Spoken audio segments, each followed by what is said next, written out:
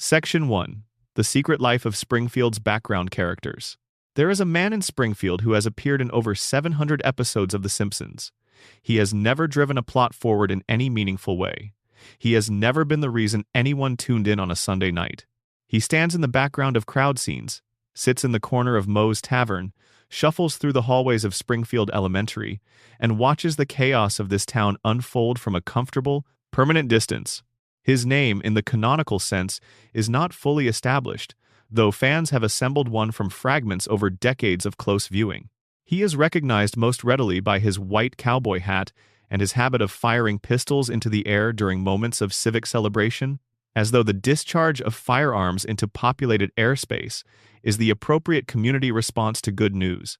He is one of dozens, possibly hundreds, of background characters who have quietly accumulated more screen time across the total run of this show than most supporting characters in the history of network television have managed across their entire careers. And nobody talks about them in any sustained or serious way. That is where we are starting tonight. The background characters of The Simpsons are one of the most carefully constructed, most consistently maintained, and most deliberately under-examined layers of storytelling this show has ever produced. They are not accidents. They are not decorative filler dropped into crowd scenes to make Springfield feel inhabited. They are the connective tissue of the town, the people who make it feel real and dense and lived in and historically layered, and the choices the show made about who those people would be, what they would look like, how they would behave during public crises and town meetings and moments of community grief and celebration. Those choices reveal more about what The Simpsons was actually trying to say about American life than almost anything that happens in the primary storylines. Begin with the one the show itself has most deliberately and repeatedly called attention to, the one who functions as the background's most reliable representative, Hans Moleman. Hans Moleman is somewhere in his 30s, by his own account. He looks, by anyone else's account, to be somewhere between 70 and 90, the specific age range of a person who has been worn down by something severe enough to accelerate the visible markers of time in ways that human biology does not usually accommodate. He is small and slightly bent. His vision requires thick, large-framed glasses without which he appears functionally blind. He speaks in a voice that sounds like it has traveled through several layers of accumulated resignation before reaching the air. He first appeared in the third season and was understood by the production team as a throwaway presence, a visual gag who could receive a joke and disappear. Instead, something happened that the writers did not fully anticipate. Hans Moleman became the most reliably, repeatedly, canonically killed character in the history of American animated television. The count is genuinely difficult to verify, with precision, because the show has never treated his deaths as events that warrant acknowledgement or tracking. He is crushed by various heavy objects. He is incinerated. He is buried alive on at least 2 occasions. He is struck by vehicles ranging from automobiles to bicycles to at least 1 golf cart. He falls from heights. He is attacked by animals ranging in size from household pets to substantial wildlife. He drowns. He is eaten. He suffocates. He is electrocuted. He is subjected to forms of harm that require some creativity in the imagining. And then, without comment or ceremony or any acknowledgement that anything unusual has occurred, he appears in the background of the next episode, completely intact, apparently unaware that by any physical logic he should not still be here. What makes Hans Moleman genuinely interesting, beyond the mechanical repetition of the running gag, is the detail the show has occasionally offered about who he actually is beneath the function he serves. He claims to be 31 years old. This is stated clearly in an episode, and the show provides no reason within the established fictional logic to believe he is lying or confused. He once had a wife. The marriage ended, badly, in ways the show has never elaborated on. He has mentioned having had a drinking problem, and in one of his more substantial appearances, the show establishes that his many misfortunes are at least partly traceable to specific decisions made by a person who started out somewhere with some prospects and arrived at his current situation through a series of events that had specific causes.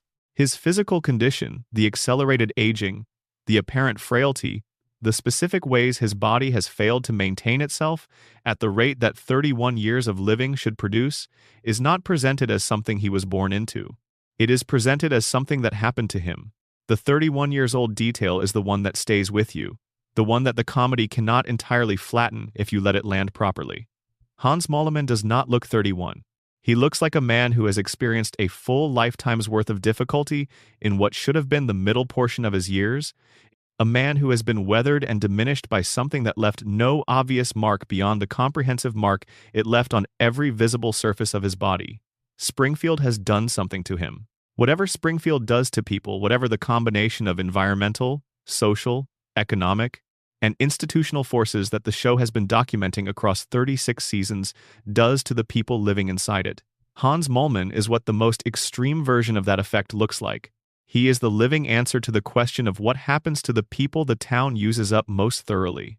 And then, on top of all of that, the universe keeps killing him and bringing him back, which is either the cruelest joke in the show's entire universe or the most unexpected form of grace, depending on how you read Springfield's relationship with the people it has consumed. Step back from Moleman as an individual case and look at the background population of Springfield as a constructed whole, because the show has built something in the margins of its own storytelling that deserves more sustained attention than it typically receives. The recurring background characters of Springfield are not randomly generated or interchangeable. They were designed with specific, consistent visual identities that can be tracked across the entire length of the show's run. They have consistent behaviors, consistent relationships to the spaces they inhabit, consistent positions in the visual grammar of Springfield's crowd scenes.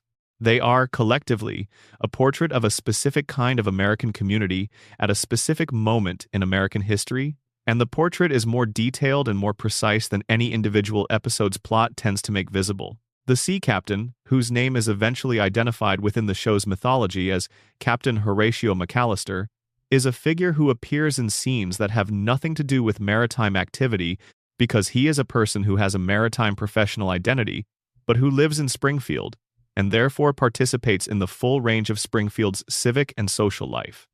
He is at town meetings. He is at the school play. He is in the crowd during public crises that have no nautical dimension whatsoever. He brings his captain's gravitas to situations it was not designed to address, delivering pronouncements with an authority that the situations do not require and that nobody around him questions. He is, in the specific visual and behavioral terms of his character design, a man who has been shaped by a professional context that no longer fully applies to his daily circumstances, who carries the identity of what he was in a setting that relates to him primarily as what he is now, which is a Springfield resident with a distinctive hat and a tendency toward dramatic declaration.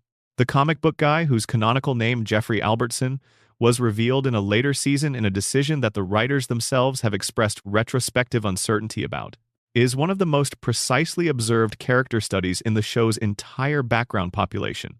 He is not simply a stereotype of the pop culture obsessive, though he contains that stereotype as one of his components.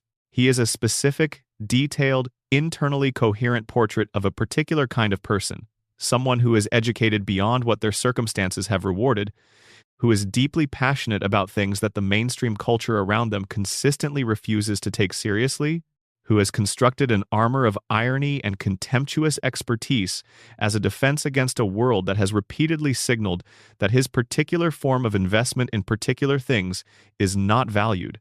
His credentials are real. His knowledge is genuine. The dismissiveness he deploys toward the people around him is, in its own way, a form of protection, a method of maintaining a hierarchy in which he is the expert and everyone else is an amateur, because being the expert in this specific domain is the only domain available to him in which that position is secured. The contempt is not simple cruelty. It is the social armor of someone who has found one context in which they matter enormously, and who has organized their entire persona around that context, because the broader world has not provided an alternative arena in which they matter. At all. The show gave comic book guy a love story, briefly and with genuine care. He met someone who shared the depth of his engagement and the sincerity of his investment. He became, in those episodes, genuinely and visibly happy in a way that the show usually does not permit for characters who are primarily used as comic relief.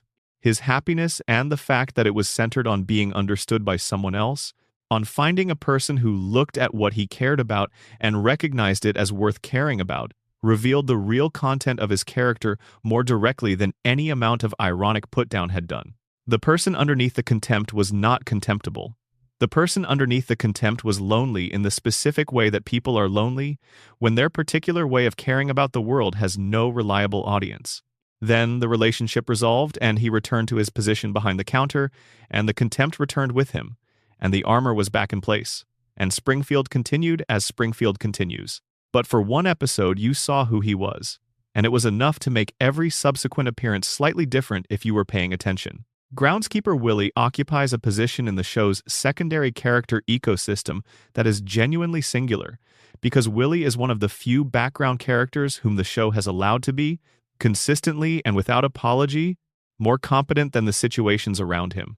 Willie is the Scottish groundskeeper of Springfield Elementary, a figure defined by his extraordinary physical capabilities, by the specific Scottish cultural pride he maintains in an environment that provides no particular support for it, and by a devotion to his role at the school that the school's actual administration consistently fails to reciprocate. He maintains the school's physical plant. He clears snow. He manages crises.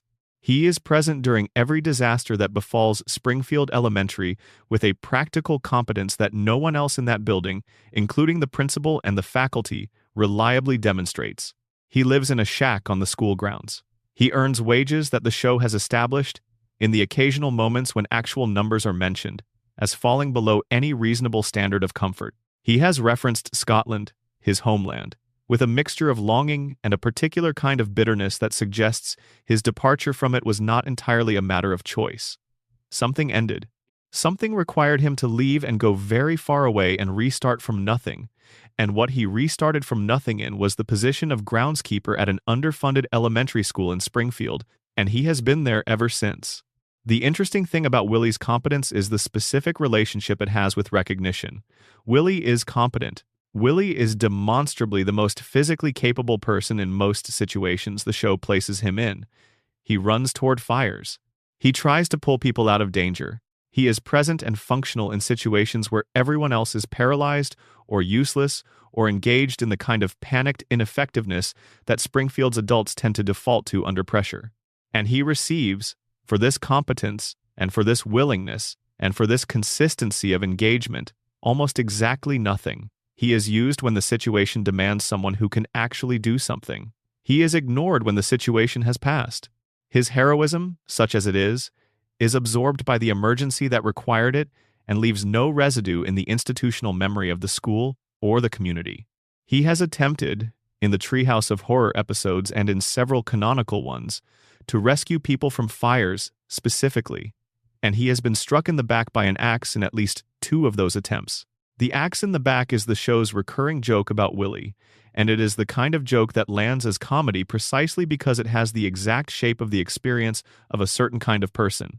The person who runs toward danger, and who the universe, in its casual and impersonal way, rewards with an axe in the back, not because the universe is targeting him, because the universe is indifferent to whether the person running toward the danger is doing so out of genuine heroism or incompetence, and the consequences it distributes are similarly indifferent. Patty and Selma Bouvier are characters the show has used in ways that are sometimes genuinely revealing and more often simply habitual. They smoke. They watch MacGyver with a devotion that is itself a kind of character study in what people choose to anchor their enthusiasm to when the available options are limited.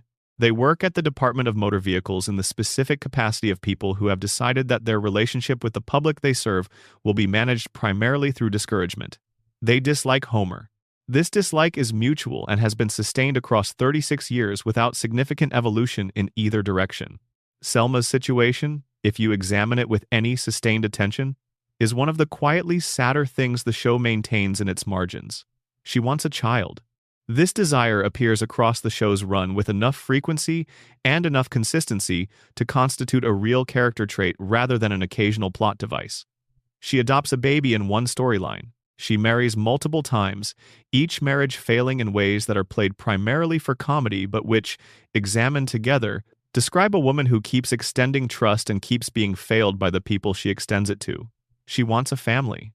She has a family in the technical sense. Her sister, her nieces and nephew by her sister's marriage, the shared domestic space they inhabit. What she wants is a family she has created herself, built from her own choices, centered on a child who is specifically hers. The show keeps placing that aspiration just out of her reach, and the comedy around the gap between what she wants and what she has is never quite as funny as the show seems to intend it to be. Patty's story, when the show finally committed to telling it directly, was handled with more genuine care than the show often deploys for characters whose function is primarily comic. She is a gay woman who has spent decades of her adult life in a community and a family context that did not make that easy to be. The show's eventual acknowledgement of this, and the specific tenderness it brought to the moment of her making it explicit, was one of the later season's genuinely admirable achievements. A moment where the show remembered that a character who had spent years as a delivery mechanism for insults and cigarette smoke was also a person with an interior life that deserved direct acknowledgement. The acknowledgement changed nothing about her circumstances in any permanent way. She is still at the DMV. She is still smoking. The change was not in her situation, but in the show's willingness to see her clearly, and that willingness, however delayed, was real. Now, the character the show created almost as an afterthought, who became, through decades of careful and occasional accumulation, one of the most interesting presences in the show's secondary mythology. Cecil Terwilliger, Sideshow Bob's brother, appeared in a single classic-era episode and was voiced by David Hyde Pierce in a piece of casting that the show clearly intended as a reference to the Frasier dynamic he and Kelsey Grammer had established on that other show. Cecil is a man who has spent his entire adult life in the specific shadow cast by a sibling who has both achieved more and failed more spectacularly than he has, and whose continued relevance, whether as a celebrated cultural figure or as a notorious criminal, has consistently outpaced Cecil's ability to establish his own identity independent of it. Cecil planned the crimes that Bob ended up getting credit for. This is not a minor detail. Cecil had the ambition and the capability and the specific criminal creativity. Bob walked into the situation Bob always walks into, which is a situation that requires very little of Bob and rewards him with everything Cecil was working toward, and the universe, with its characteristic indifference to fairness, arranged itself around Bob's presence and marginalized Cecil's contribution entirely. Cecil planned the original robbery scheme that led to Bob's first arrest. He had the theatrical genius for crime that Bob eventually demonstrated. And then Bob arrived, and the universe noticed Bob instead. His revenge scheme is framed as villainy, and in its final form it is villainy, but the middle sections of the episode in which he explains himself contain something recognizably and genuinely human in its underlying grievance. He was overlooked, repeatedly, by the people whose attention would have mattered. He was the person standing next to the person who everyone was looking at, and nobody turned their head. The plan to destroy the Springfield Dam is what happens when that specific kind of accumulated invisibility finally has somewhere to go. It is excessive, and it is criminal, and it is also, in its own specific way, the logical conclusion of a life spent being the wrong person in the room. The show's secondary characters, taken as a collective rather than as a series of individual cases, build a portrait of American working-class and middle-class community life that is more detailed and more honest than the primary storylines always manage to be. They are the people who stayed when the opportunities contracted. They are the people who built identities around jobs and institutions and cultural touchstones that the broader American narrative has since moved on from or dismantled. They are the people who find their community and their meaning in a town that the show repeatedly depicts as being in a state of permanent, low-grade crisis that never quite reaches the level of catastrophe that would force a reckoning. And they keep showing up, season after season, episode after episode, decade after decade. They are in the crowd at the town meeting, and in the audience at the school play, and in the pew at the church, and in the bar at the end of the workday. They are the texture of Springfield. They are what makes the town feel like a real place rather than a backdrop. And the show, at its most careful and its most thoughtful, has been quietly and patiently spending 36 years on their stories in the margins of someone else's narrative. There is one more background character worth examining in sustained detail before moving forward, because the show made a specific choice about him that reveals the level of intentionality in how the background population was constructed. His name is Lenny Leonard. His closest friend in the show's visual grammar is Carl Carlson. The two of them have worked alongside Homer at the nuclear power plant for the entire length of the show's run. And in that time, their friendship has accumulated a specificity and a warmth that most television shows do not manage to generate for characters who are explicitly centered and developed. Lenny and Carl drink with Homer at Moe's, they commiserate about work, they share the specific texture of a friendship that working-class men develop in the particular conditions of working-class life. present in the specific contexts of daily existence, consistent over a very long period, not requiring explanation or elaboration, simply there. They are the friends who are there because they are there, because proximity and time and shared experience have created a connection that does not need to be declared or analyzed in order to be real. Lenny is white, Carl is black. The show has, with remarkable consistency across 36 seasons, declined to make anything substantial of this distinction in the explicit, expository way that lesser shows would have. They are simply two people who have worked together for a very long time and have been friends even longer. And the texture of their friendship is one of the most naturalistic achievements in the show's entire background population, because the show does not treat their friendship as an occasion for comment or correction or statement. It simply depicts two people whose affection for each other is real and whose daily life together has produced the specific warmth that long friendships produce. And it leaves that depiction alone to be what it is. Carl, in the show's occasional more extended engagement with him, has accumulated a quiet complexity that the show tends to underplay, but which is visible in the accumulation. Carl is considerably more educated than his position at the power plant suggests. He has advanced academic credentials. He has demonstrated, in the specific moments when the show chooses to make it visible, capabilities and intelligences and knowledge that would, in a different context or with different circumstances, have placed him somewhere very different from Sector 7G. He is in Springfield because the things that keep people in Springfield have kept him. His friendship with Lenny and his friendship with Homer are among those things. His history in the town is among those things. The specific inertia of a life that has found its shape in a particular place and with particular people is among those things. The show has hinted at this, has let you see that Carl's presence in Springfield is a choice he has made and continues to make, without elaborating on the full complexity of what that choice contains. That restraint is itself a form of respect. The background characters of Springfield are not the show's footnotes. They are, in an important sense, the show's foundation. The Simpsons family lives in a town. The town is what makes the family's experiences meaningful, what provides the context against which their specific struggles, and their specific love, and their specific failures register as something recognizable, rather than something abstract. The background people are what makes the town a town, and the show has been building them, carefully and consistently, for 36 years, in the spaces between the plots and the guest stars and the satire and the emotion. They are still there. In every episode, in every crowd scene, they are still there. And if you look for them, you can find them, carrying their histories and their longings, and their specific forms of quiet persistence through a Springfield that does not always see them, but that would not be itself without them. The specific texture of Springfield's crowd scenes, the way the background population arranges itself at town meetings and public events and emergency gatherings, is one of the show's most carefully maintained ongoing details. The crowd at a Springfield town meeting is not randomly generated. The same people are in the same general areas. The sea captain will be near the back on the left, Apu will be somewhere in the middle, Hans Moleman will be wherever Hans Moleman is most likely to be crushed by something. The arrangement is not entirely consistent across every episode, but it has a consistency that exceeds what would be necessary if the background population were simply decorative.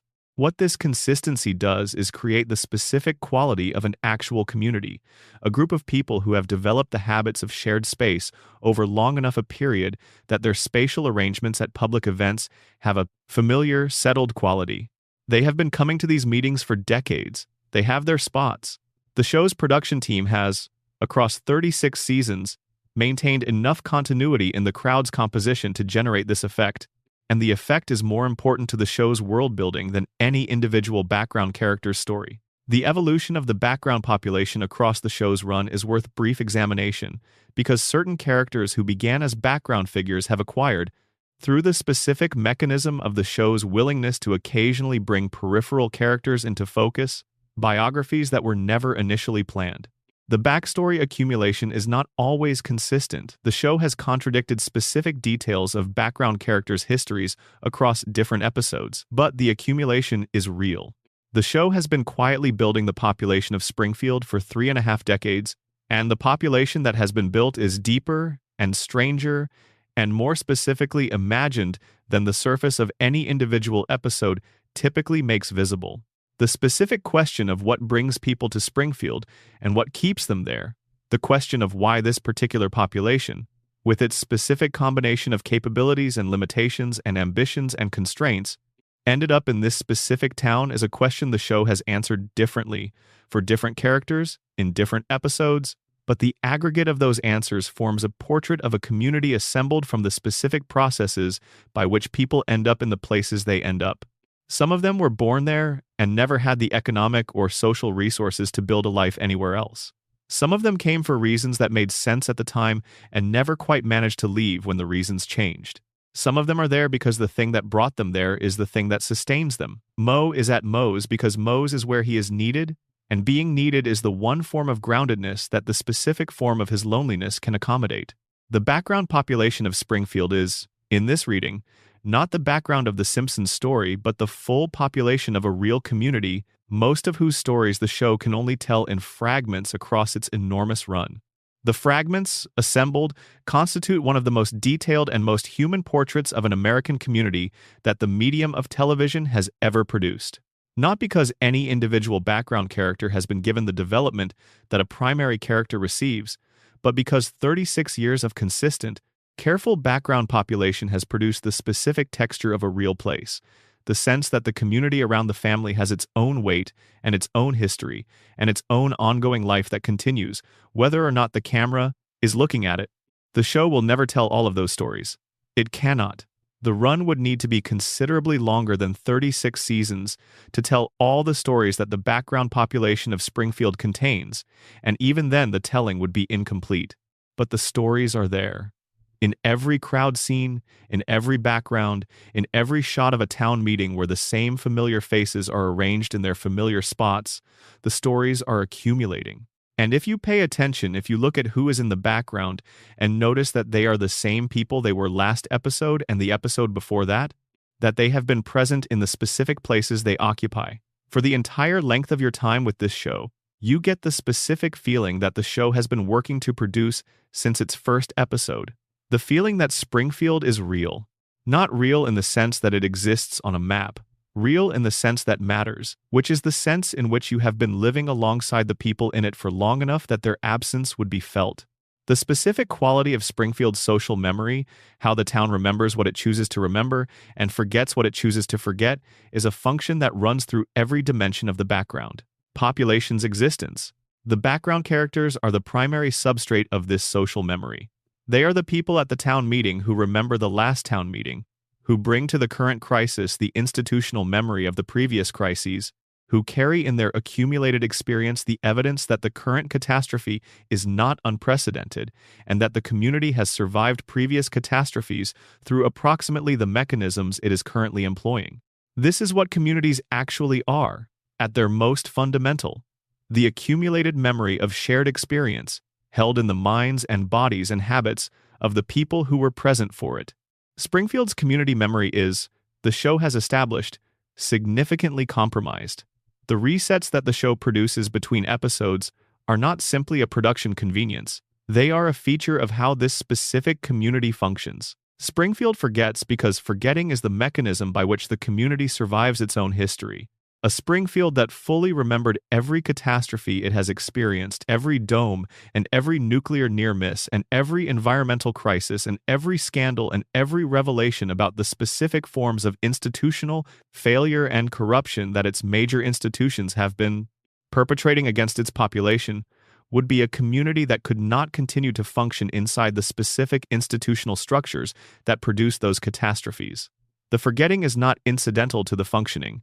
It is the condition of the functioning. The background population is what makes this forgetting visible, in the specific sense that their presence at every town meeting, their consistent, recognizable presence across decades of crises and revelations and catastrophes and resets, is the visual evidence of the community's relationship to its own history. They have been there. They were there for all of it. They are there now, in the crowd at the back of the town meeting, in their usual spots, with the specific quality of faces that have absorbed a great deal and processed most of it into the background of their daily existence, and arrived again at this town meeting ready to be surprised by something they have already been surprised by before. They are, in this specific way, the most honest characters in Springfield. Not because they have the most integrity or the most self-awareness, but because their continued presence is the most accurate representation of what communities actually do. Communities keep showing up. The same people in the same places, with the same mixture of exhaustion and resilience and specific human stubbornness that makes showing up possible, even when the showing up is to the same meeting about the same problems that the last meeting failed to resolve. The background population of Springfield shows up. Every episode, every town meeting, every crisis, every reset, they are there. That is what Community is. That is what the show has been depicting. In the background, behind every primary storyline and every celebrity guest and every Homer disaster and every Lisa speech for 36 years. The specific quality of human persistence that keeps people in the same town for their entire lives, showing up to the same institutions in the same spots with the same faces, carrying the specific combination of loyalty and resignation and genuine affection for the place and the people that makes staying a choice rather than simply an absence of other options. It is not glamorous. It is not the kind of thing that drives plots or generates guest appearances or makes the kind of television that wins awards. It is, however, the truest thing the show has ever depicted, and it has been in the background the whole time. Number Section 2. The hidden architecture of Homer and Marge's marriage. There is something the show established in its first episode and has been living inside ever since, a premise so foundational that removing it would not simply damage the show but eliminate the show entirely, replacing it with something that would not know how to function without the support that premise provides. Homer and Marge Simpson love each other. This is the load-bearing wall. This is the thing beneath everything else. The family exists because of it. Springfield makes sense because of it. The comedy has its emotional engine because of it. Without the specific, particular, improbable love between these two specific, particular, improbable people, there is no show to analyze, and no Springfield to examine, and no 36 years of American television history to sit inside and think about. What is considerably less discussed, and what is considerably more interesting, is the precise architecture of how that love actually works. Because when you look at Homer and Marge not as the archetypes, the show sometimes reduces them to not as the incompetent husband and the patient wife, but as two people with documented histories and demonstrated psychological patterns and specific recurring behaviors and real interior lives. What you find is a relationship that is far more complex and far more honestly observed than the surface presentation of the show always makes visible. Begin with how they met. The show has told this story multiple times, and each retelling has placed the origin in a slightly different decade because the floating timeline has required their origin story to migrate forward to maintain the illusion that Homer and Marge are in their mid-30s at any given point in the show's present. But the emotional architecture of the meeting has remained consistent across all of its various versions. Homer saw Marge and he was done.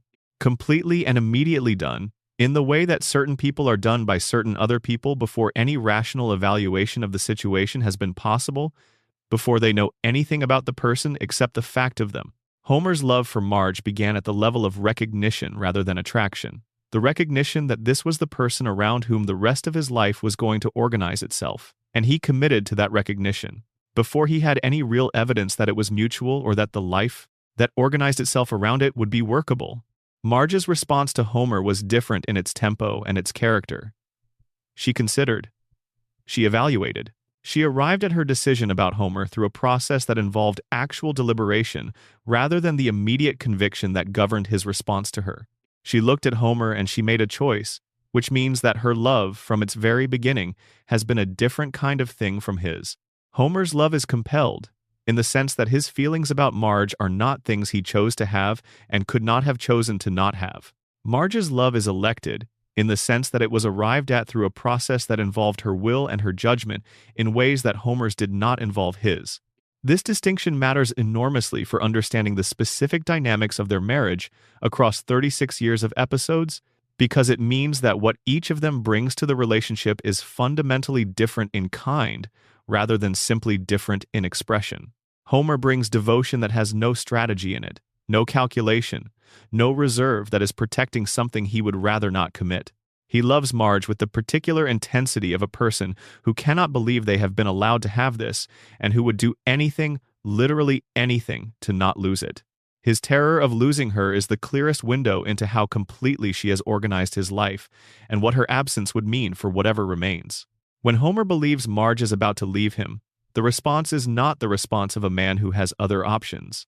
It is the response of a man who has been shown the edge of the thing he cannot survive without. Marge's love is chosen, which means it can, in principle, be chosen differently. The show has never actually allowed this to happen. Marge has been tempted, in various episodes, by various alternatives to her marriage, and the temptations have always eventually resolved in favor of the marriage. But the resolution has not always been without cost, and the cost has not always been entirely invisible. What the show has been honest about, in its better episodes, is that Marge's decision to stay is a decision she makes again, actively and deliberately, in each episode where it is put under pressure. It is not simply inertia or the absence of alternatives. It is a real choice, made by a person who has other options and who chooses this one. The fact that it is a real choice is what gives the marriage its emotional weight. Homer cannot help loving Marge. Marge could help loving Homer and chooses not to. The asymmetry is not an imbalance. It is the specific texture of this particular relationship. The second season storyline about Marge's artistic talent is the first major episode that explores the cost side of the equation. The things that her arrangement with the life she has built around Homer and the children requires her to give up or defer or manage differently than she would if she were operating as an individual rather than as a family anchor. The episode establishes that Marge has a genuine artistic gift. She can paint. The work she produces is not the amateur work of someone who has picked up a hobby for the first time. It is work with real quality, work that a person who encountered it without knowing the context would recognize as coming from someone with actual visual intelligence and genuine skill. She has this. She has had it. The life she is living does not have obvious space for it, and the discovery that the gift exists creates the kind of specific friction that the episode is honest about, the friction of a person finding out that who they are is larger than what their circumstances have been. Accommodating. The resolution of the episode is managed through the show's standard mechanism for resolving the tension between what Marge might want for herself and what the life she has constructed requires of her, which is the demonstration that what the life requires is ultimately more important to her than what she might have for herself. The painting is incorporated into the domestic space. The gift is accommodated without requiring any structural change to the circumstances that created the constraint in the first place. And Marge accepts this, genuinely and without visible resentment, because the truth the show is working its way toward is that Marge values the life she has chosen more than she values the self she might have built in different circumstances. That is an honest truth. It is also a slightly uncomfortable one, because the life she values is built substantially around serving the needs of a man who does not fully comprehend what she is giving up to serve them. Homer's gratitude for Marge is real and consistent. His understanding of what her presence in his life actually costs her is incomplete and intermittent. The gap between his gratitude and his comprehension is the show's most honest observation about the specific structure of a marriage between two people whose relationships to their own identities are fundamentally different. The bowling alley storyline from the third season is more structurally complex than the painting episode, and it deserves more space than it usually receives in discussions of the show's engagement with the marriage. Marge takes a job.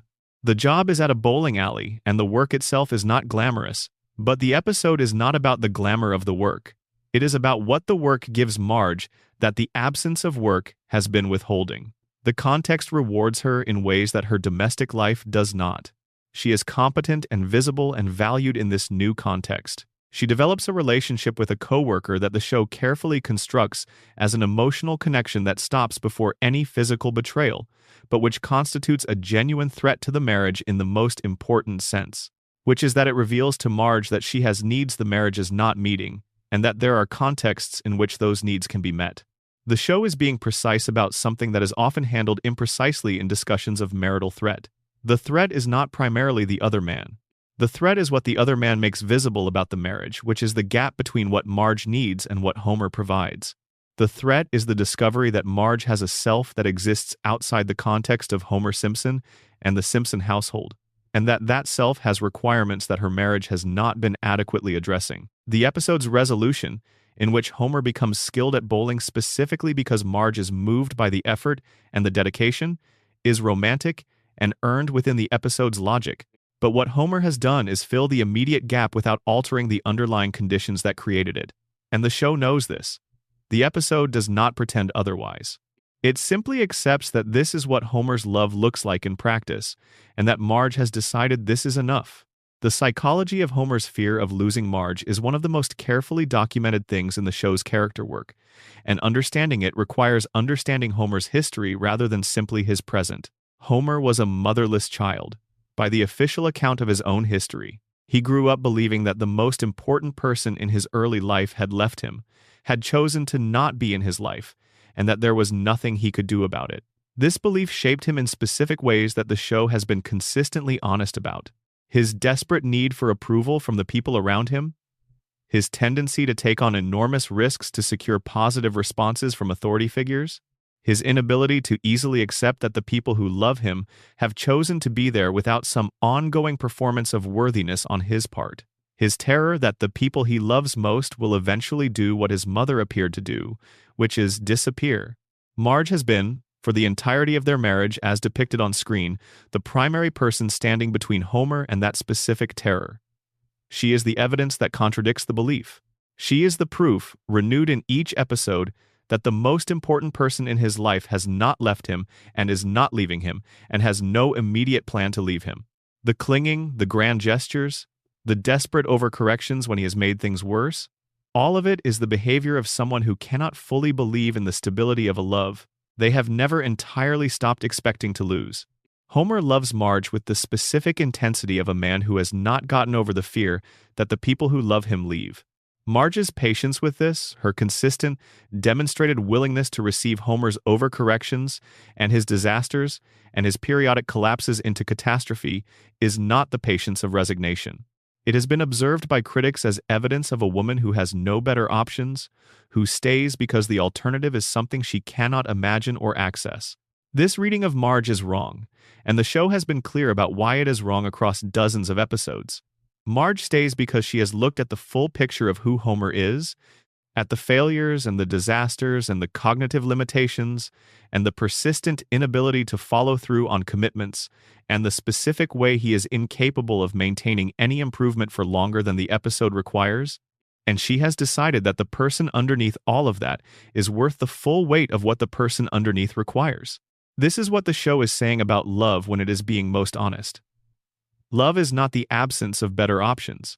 It is the choice, made with full knowledge of the costs, to keep choosing the specific person you have. Marge knows Homer's full inventory. She has seen every item on the shelf. She chooses to keep choosing him, and the choosing is the point, and the choosing is what makes it something worth watching for 36 years. Homer's relationship with his children as an expression of his marriage is worth examining carefully, because the children are where the marriage's specific dynamics become most visible in their effects on other people. Bart arrived before the structure that should have supported him was fully built. The origin story of the Simpson family, across its various iterations, establishes consistently that Homer and Marge had Bart young, under circumstances that required rapid adjustments that neither of them was entirely equipped for. Homer took the job at the power plant because the baby was coming and the income was necessary, and Burns was hiring. He took the job that has defined his entire adult life, that has constrained and shaped and, in some readings, damaged everything he has become, because he loved his family and love required the practical expression of provision. This is the specific tragedy of Homer Simpson's economic life, and it is a tragedy that the show has never framed as tragedy in any direct way, but which is visible in the architecture of his circumstances if you are looking for it. The job that placed him in proximity to radiation for the entirety of his working career was taken because of love. The job that has kept him employed by the man who destroyed his family's original wholeness was taken because a baby was coming. The contamination, the cognitive decline, the specific forms of damage the show suggests his working environment has done to him over decades, all of it began with the act of a man trying to take care of his family. The love and the harm are the same action viewed from different angles. Lisa's relationship with Homer is the show's most emotionally complex, ongoing dynamic, and it works because the show has been willing to be honest about the specific form that Homer's love for Lisa takes, which is a form inadequate to what she actually needs but genuine in what it contains. Homer cannot follow Lisa's arguments. He cannot engage with the causes she cares about on their intellectual merits. He cannot meet her in the specific registers, intellectual, artistic, political, where she lives most fully and needs the most sustained engagement. What he can do is show up. He can drive her to the recital. He can sit in the audience and applaud something he does not understand. He can be present in the physical, literal sense even when he is absent in every other sense she actually needs. And Lisa, who lives in a context that has consistently failed to recognize her adequately, has made a decision about what that certainty is worth. The decision is that it is worth a great deal. Not everything she needs, but a great deal. The show has depicted Lisa accepting this as enough, and the acceptance has been treated by some critics as evidence of Lisa's defeat or resignation. This reading misses something the show has been working very hard to establish, which is that Homer's showing up is not a symbol of defeat, but a genuine act of love in the specific form that Homer is capable of offering. Homer's relationship with Bart carries a weight that the comedy surrounding it tends to distribute across so many jokes that the weight becomes invisible until something in a given episode forces it back into view. Homer was failed by his own father in specific and documented ways.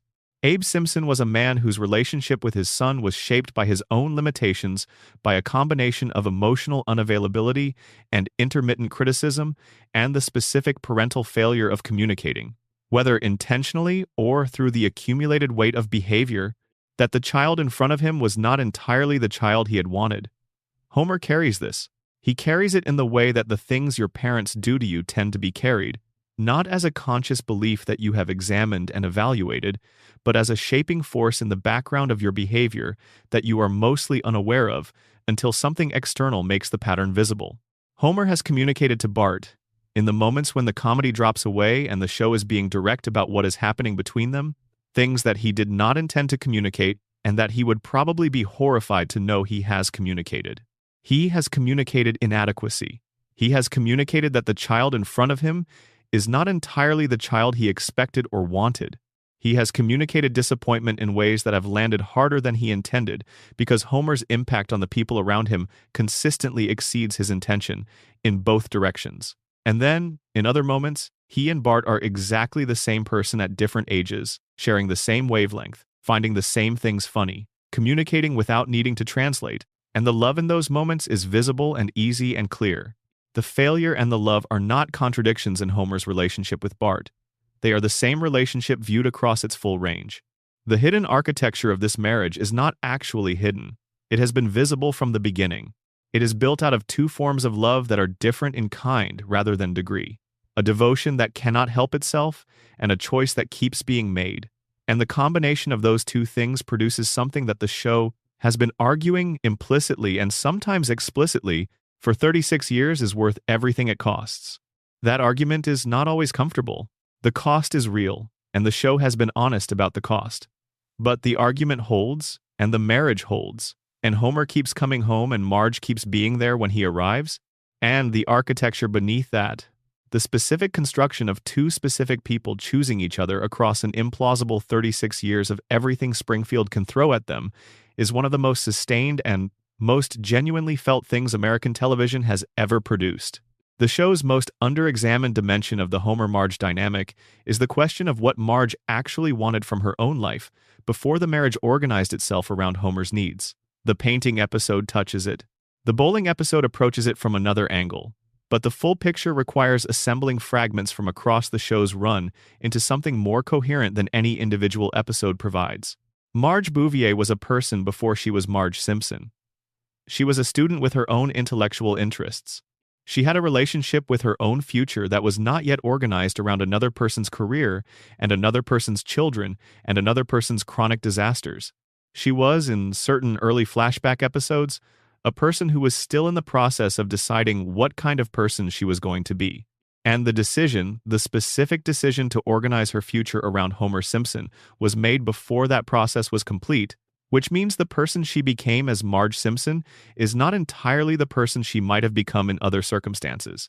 The show is not sentimental about this in the way that lesser versions of this story tend to be. It does not suggest that the choice was wrong or that the life it produced was inadequate or that the person Marge became is a diminished version of some truer self. What it suggests, in its most honest episodes, is that the choice had costs, and that the costs were real, and that Marge has been managing those costs for 36 years with a competence that is itself a form of accomplishment. The management is not invisible in the show.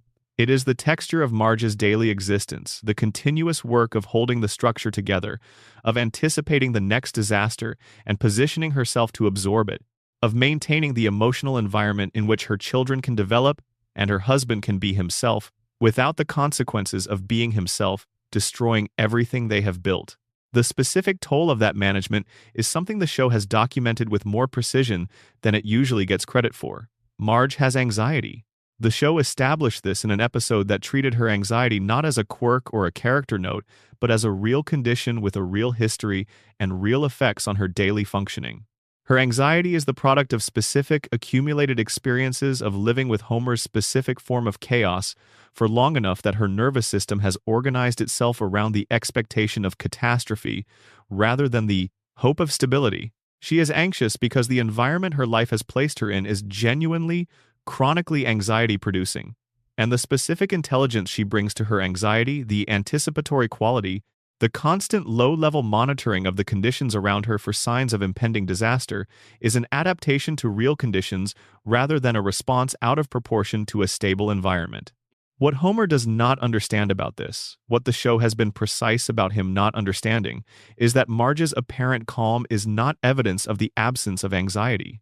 It is evidence of the management of anxiety of the enormous ongoing work that the maintenance of her composure in an environment that justifies a great deal less composure actually requires. When the management breaks down, when the accumulated weight of the management exceeds what the management can bear, the breakdown is not the beginning of Marge's distress. It is the visible surface of distress that has been present and managed for much longer than the breakdown suggests. Homer's love for Marge, in the context of all of this, is the most important thing Marge has, and also, in certain respects, the thing that makes the management most necessary. He loves her without reservation, and without strategy, and without the kind of emotional management that her love for him requires. His love does not calculate. It does not weigh the costs against the benefits. It does not monitor the environment for signs that the investment is paying off. It simply is what it is, completely and without recourse. And the completeness of it is the thing Marge cannot afford to lose, and the thing that makes the losing of it, when Homer's disasters bring them to the edge of it, genuinely terrifying to contemplate.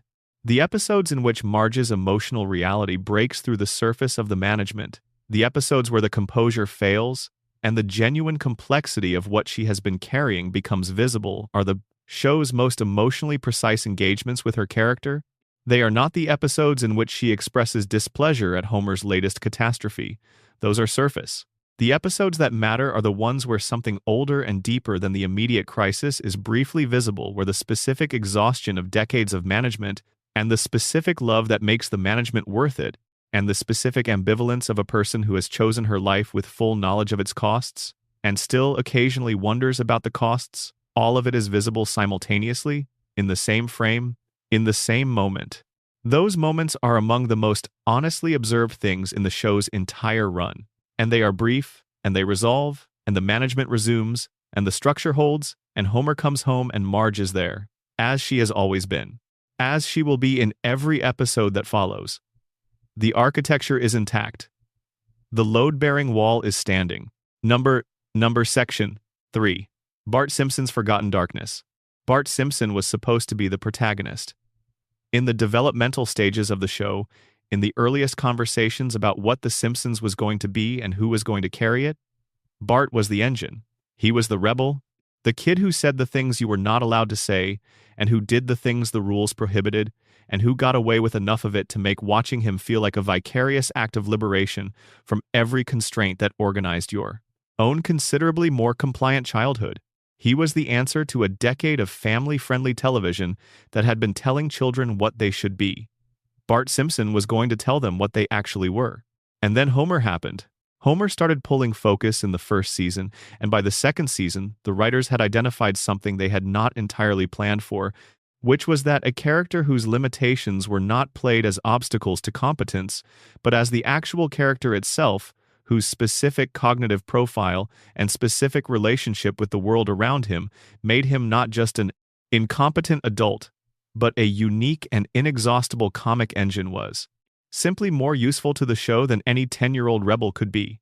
Homer became the engine and Bart became something else. Not a sidekick, exactly. Not a supporting character in the full sense of that term. Something more complicated and less clearly defined.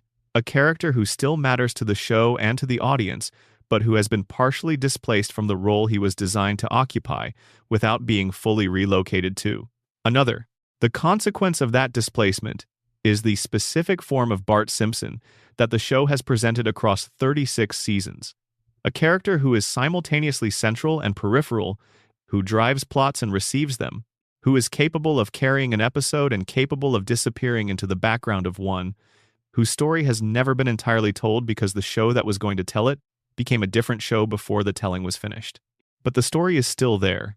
It is visible in the accumulation of details the show has dropped about Bart in the episodes that have engaged with his situation directly, rather than using him primarily as a delivery mechanism for mischief and punchlines. And what the story reveals, when you look at it carefully and follow its threads across the full length of the show's run, is something considerably darker than the public image of Bart Simpson as the lovable American bad boy usually acknowledges. Bart is failing. Not in the sense of failing to live up to external standards that are themselves questionable. In the sense of failing in the specific, measurable, institutional ways that close doors for people in the real world. He cannot read at the grade level the system expects for his age. He cannot pass the standardized tests that the system uses to evaluate its students. He has a disciplinary record that the show has established as being extensive enough to have followed him through every grade of his time at Springfield Elementary in ways that have predetermined how teachers, administrators, and other students relate to him before they have any direct experience of their own. He arrives in each new school year with a reputation, and the reputation is not wrong, exactly, but it is not the full picture, and the full picture is never the one that gets filed. The episode in which the possibility that Bart has an identifiable learning profile is raised is one of the show's most thoughtful and least discussed engagements with the character. The suggestion that Bart's academic struggles might have a cause that is neither laziness nor fundamental inadequacy, that his relationship with conventional academic expectations might be the result of a cognitive profile that the school's resources were never designed to accommodate, reframes everything the audience has been told and shown about him in the preceding seasons. He is not failing because he is bad. He is failing because the environment around him was designed for someone else, and the adjustment required to accommodate him was never made, and the system filled that gap by deciding he was the problem rather than its response to him. This is one of the most genuinely important observations the show makes about any of its characters, and it is made once and then largely dropped, which is the show's standard relationship with its own more uncomfortable observations. The observation stands in the record. It changes the reading of everything that precedes it. It explains the disciplinary record and the grade-level reading, and the standardized test results not as symptoms of a bad child, but as symptoms of a child who is being failed by institutions that have decided he is the failure. And then the episode ends and the next episode begins, and Bart is back to being the character the plot requires. Springfield Elementary's relationship with Bart is the institutional dimension of this failure, and the show has been documenting it across the show's full length, with more honesty than the comedy around it usually makes visible. Principal Skinner is not a villain in the Bart Simpson story. He is a bureaucrat who has run out of tools. He has tried. In the early seasons, Skinner's interactions with Bart occasionally have a quality of genuine, if exasperated, engagement, a sense that the principal is still in the business of figuring out how to reach this particular child and has not fully given up on the project. By the middle seasons, something has settled into a permanent fixture. Bart is managed, not educated, not developed, not supported in the way that might eventually produce a different trajectory. Managed.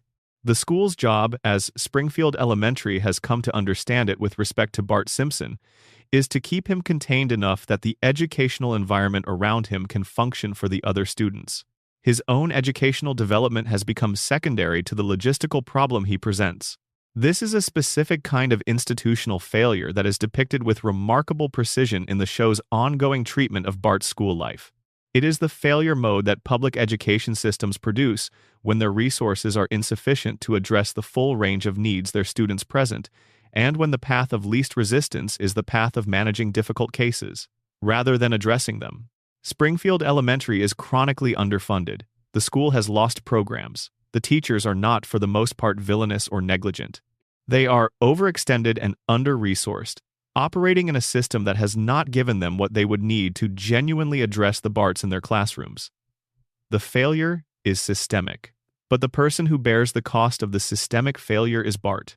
His friendship with Milhouse is one of the show's most precisely observed ongoing relationships, observed most precisely in the specific nature of what Milhouse brings to the friendship and what the friendship costs him.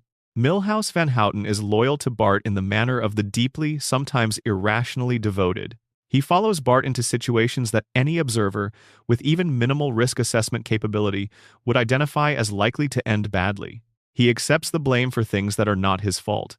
He participates in schemes whose primary beneficiary is Bart and whose primary consequence recipient is also, very often, Milhouse. He does this not from stupidity, though the show occasionally plays him that way when the plot requires a less acute Milhouse, but from a devotion to the friendship that is real and that has decided the costs are worth the benefits. The benefit Milhouse receives from the friendship with Bart is the benefit of security in a specific and important sense. He is socially included in a context where his alternatives on his own merits and without the reflected social standing that proximity to Bart provides would be considerably more marginal. He has the protection that being Bart's best friend offers in the specific ecology of Springfield Elementary, where Bart's standing, however complicated, is at least legible. He has someone who is, when the situation actually matters and the chips are genuinely down, there for him. Bart's loyalty to Milhouse is real. It is inconsistent, and it is filtered through Bart's own very complicated relationship with loyalty and commitment, but in the moments where it counts, it shows up. Milhouse's faith that it will show up is not entirely unfounded. What the friendship reveals about Bart is the thing the comedy tends to obscure, which is that Bart is capable of genuine, sustained care for another person. The care he extends to Milhouse is not the grand gesture care of the emotional climax episode. It is the daily, undramatic, sometimes inconvenient care of a person who has decided that this specific other person matters. He is a better friend to Milhouse, in the aggregate and across the show's full run, than his reputation and his general comportment toward the world around him would suggest he is capable of being. The friendship is one of the clearest windows into who Bart actually is when the performance is not required. Bart's relationship with Homer carries a weight that the comedy surrounding it tends to distribute across so many jokes that the weight becomes invisible until something in a given episode forces it back into view. Homer loves Bart. This is established, and the love is genuine in the specific way that Homer's love is always genuine, completely and without reserve, and with the full investment of whatever emotional resources Homer has available. The problem is not the love. The problem is the specific form the love takes when it passes through Homer's psychology on its way to Bart. Homer was failed by his own father in specific and documented ways. Abe Simpson was a man whose relationship with his son was shaped by his own limitations, by emotional unavailability and intermittent criticism, and the specific parental failure of communicating, whether intentionally or through the accumulated weight of behavior, that the child in front of him was not entirely the child he had wanted. Homer carries this. He carries it in the way that the things your parents do to you tend to be carried, not as a conscious belief that you have examined and evaluated, but as a shaping force in the background of your behavior that you are mostly unaware of, until something external makes the pattern visible. Homer has communicated to Bart things he did not intend to communicate, and that he would probably be horrified to know he has communicated. He has communicated inadequacy. He has communicated that the child in front of him is not entirely the child he expected. He has communicated disappointment in ways that have landed harder than he intended. But the other thing that is true is that Homer and Bart are, in the specific wavelength of their shared humor and their shared appetites and their shared constitutional resistance to certain kinds of authority, the same person at different ages. When the relationship is working, when they are on the same frequency, the mutual recognition and the mutual warmth is real. They make each other laugh in ways that the other members of the family do not fully access. The failure and the love coexist in the same relationship, which is not a contradiction. It is the shape of the relationship. Bart and Lisa's relationship is the one the show has handled with the most consistent intelligence and the most consistent emotional honesty across its full run. On the surface, they are opponents. The show has given them enough genuine antagonism to make that reading supportable. They compete. They irritate each other. They have, across hundreds of episodes, worked against each other's interests with a creativity and a commitment that reflects genuine sibling intensity.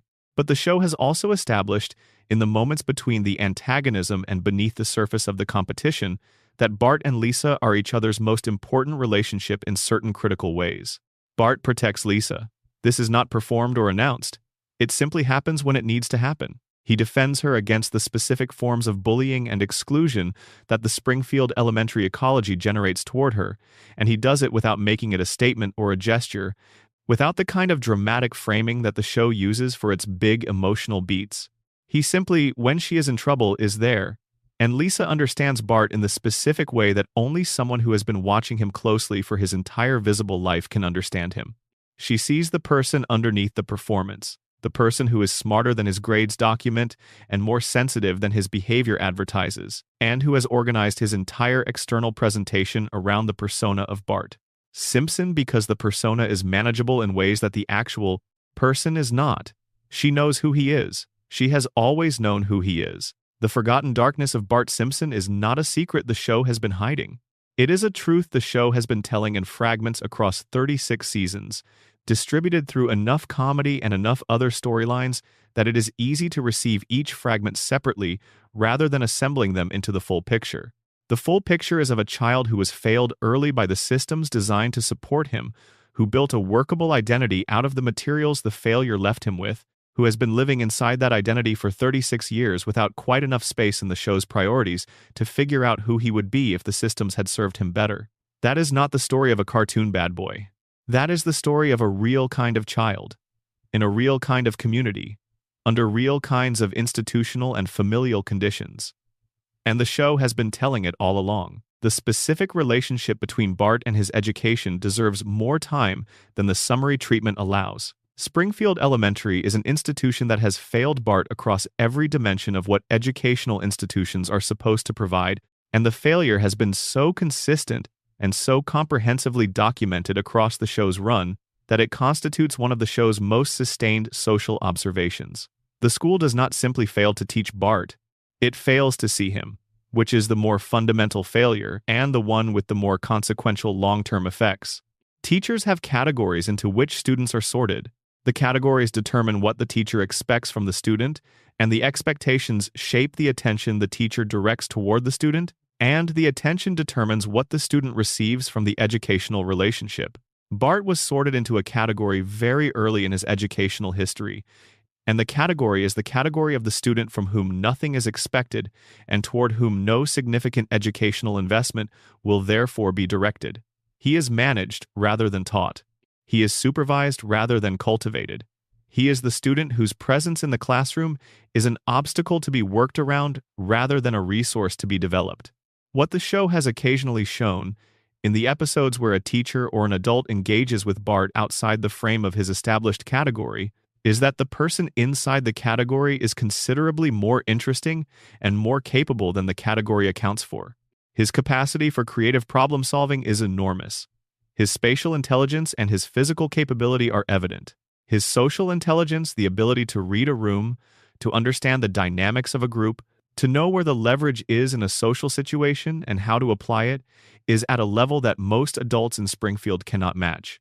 These are not the capabilities that traditional academic measurement is designed to detect, and the failure of the system to detect them has been formalized over time into the institutional conclusion that they do not exist. The episode in which Bart is placed in a gifted class by mistake and discovers, in that context, both the pleasure of being in an environment that is moving at a speed that engages him and the specific complexity of belonging to a group whose social context is different from the one he has built, his identity inside is the show's most direct examination of what happens when Bart's capabilities are placed in a context that can receive them. The pleasure is real. The complication is also real. The identity that Bart has built around being the bad student, the troublemaker, the category that Springfield Elementary has assigned him, that identity has social functions and provides social currency in the specific ecology of the school that the gifted class would not provide. Being smart in Bart's social world costs something. Being the Bart Simpson everyone already knows is free. The choice to return to the familiar identity rather than maintaining the more demanding one is the episode's core beat. and it is handled with more genuine complexity than the comedy around it tends to make visible. Bart is not choosing stupidity in the way Homer chooses it, with full awareness of what the choice costs and with the resignation of a person who has evaluated the options. He is choosing safety. He is choosing the identity that his social world knows how to relate to, because the alternative requires building a new social context from scratch at an age when social context is everything, and the building would have to happen inside a school that has already sorted him and would need to resort him, and the resorting is not guaranteed to happen. The criminal dimension of Bart's character is the one the show has handled most carefully across its run, being precise about the distinction between the mischief that defines his public persona and the actual criminality that the mischief occasionally approaches but does not consistently become. Bart steals. He destroys property. He deceives authority figures with a creativity and a consistency that constitute, if not a criminal career, at least an ongoing criminal practice. The show has occasionally allowed the consequences of this practice to be visible in ways that the standard reset mechanism does not immediately erase, has depicted Bart in situations where the full weight of what his behavior has accumulated is briefly present before the narrative moves on. The episode in which Bart's shoplifting is caught and the consequences land in the specific way that consequences in the real world land not as comedy and not as an immediately resolvable crisis, but as a genuine moment of reckoning in which the person who has been doing a thing has to face what the thing actually is the show's most honest engagement with this dimension of his character. The humiliation of the moment and the specific discomfort of being caught by an adult whose disappointment means something to him, and the fact that Homer's response to the situation is to recognize something of himself in it, and to use that recognition to reach Bart in a way that the episode's other adults cannot, is precisely observed and genuinely moving in a way the comedy around it tends to obscure. Homer's recognition of himself in Bart's transgression is the episode's real achievement. Homer was this child. Homer did these things. Homer came from a family that provided inadequate support for the specific combination of capabilities and impulses that Homer contained, and the inadequacy produced a version of Homer that has been living with the consequences of his formation ever since. When Homer looks at Bart shoplifting, he is not looking at a stranger. He is looking at himself at 10 years old, before the crayon, before the power plant, before the specific life that was going to happen to him had happened. And the recognition produces not judgment but the specific form of grace that comes from understanding. The darkness of Bart Simpson, fully assembled from the fragments the show has distributed across 36 seasons, is the darkness of a child who has been failed early and systematically by most of the institutions and many of the individuals who were responsible for his development, who has built a workable and even appealing identity from the materials the failure left him with, and who is carrying, underneath the performance of Bart Simpson, the person he might have been if the systems had served him better. That person is not identical to the performance. He is more interesting than the performance, more capable and more sensitive and more aware. He is visible in the moments when the performance drops. He has been visible in those moments for 36 years. And the fact that Springfield has not seen him, that the town continues to look at the performance and see the category, is one of the most specific and most honest observations the show has ever made about what communities do to children who do not fit the available containers. Number. Section 4. Lisa Simpson and the loneliest character in television history.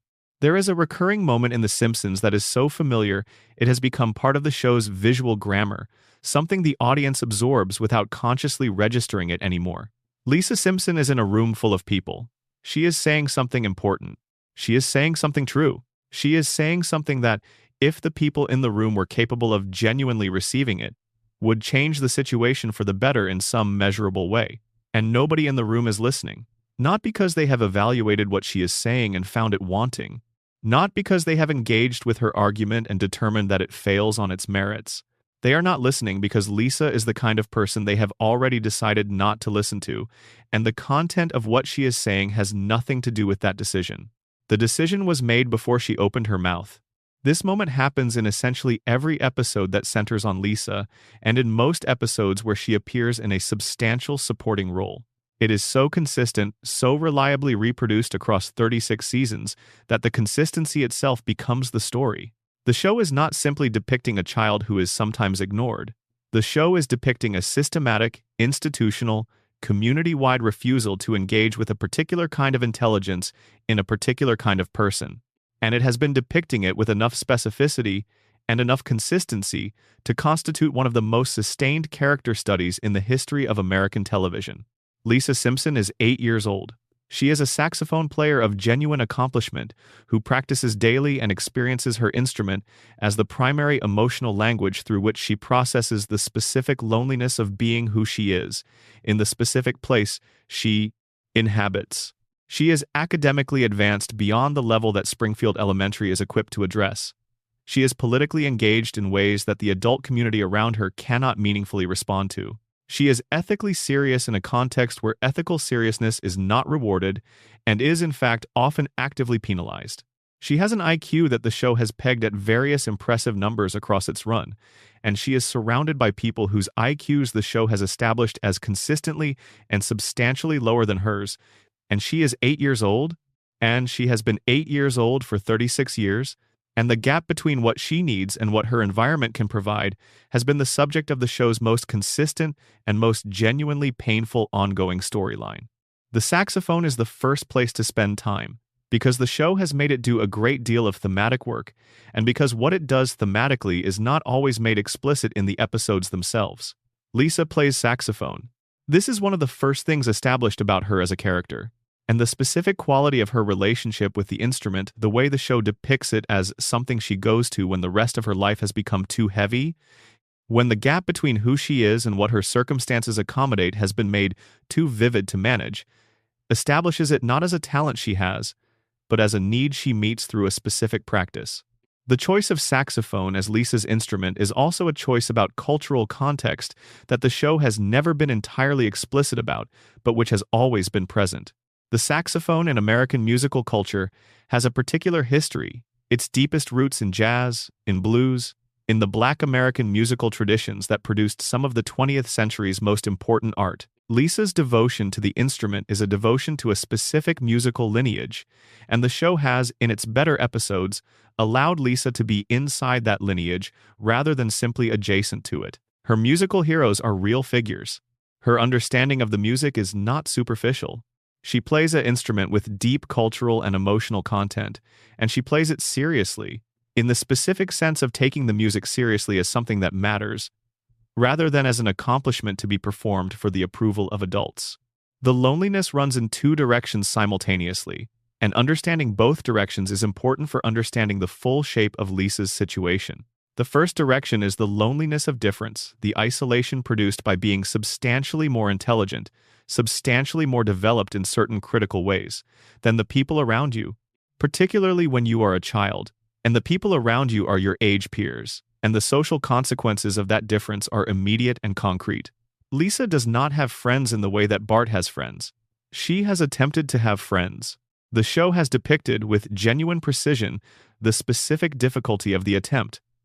The way that the qualities which make Lisa interesting, her seriousness, her ethical commitments, her intellectual range, are exactly the qualities that make sustained friendship with her difficult for most 8-year-olds in Springfield. Because most 8-year-olds in Springfield are not looking for a friend who will challenge them or whose conversation will require them to show up fully. She has found friends occasionally. The show has generated friendships for her in specific episodes, has given her brief companions who share enough of her wavelength to constitute genuine connection, and has then removed those companions through the mechanics of plot or through the honest acknowledgement that the conditions producing the friendship were temporary. The removals are not always treated as losses by the show in the register of tragedy, but they accumulate as losses across the full run, and the pattern of finding and losing has shaped Lisa in ways that are visible in the specific cautiousness with which she approaches the possibility of new connection. The second direction of loneliness is more complicated and is addressed less consistently by the show, but it is present in the architecture of her situation in ways that the occasional episode makes fully explicit. Lisa is lonely in the direction of not having anyone around her who is capable of being to her what she is fully capable of being to them. She is capable of genuine, sustained, serious engagement with another person. She is capable of intellectual partnership of a kind that would require the other person to show up with real effort and real attention. She is capable of friendship at a depth that most of her potential friends have neither the resources nor the development to reciprocate. Her loneliness is not simply the absence of connection.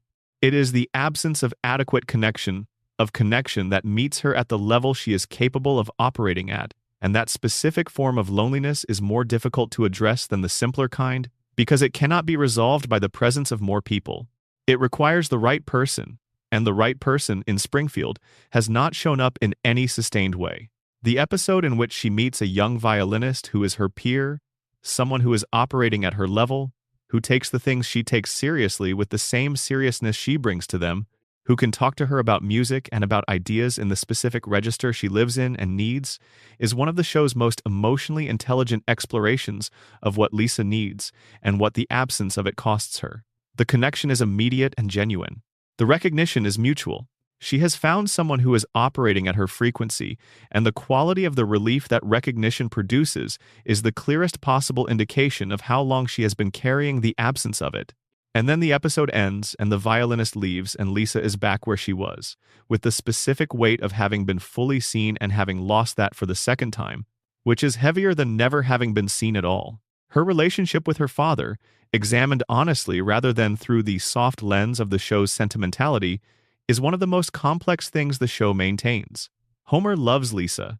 This is unambiguous, and the love is real, in the specific way that Homer's love is always real.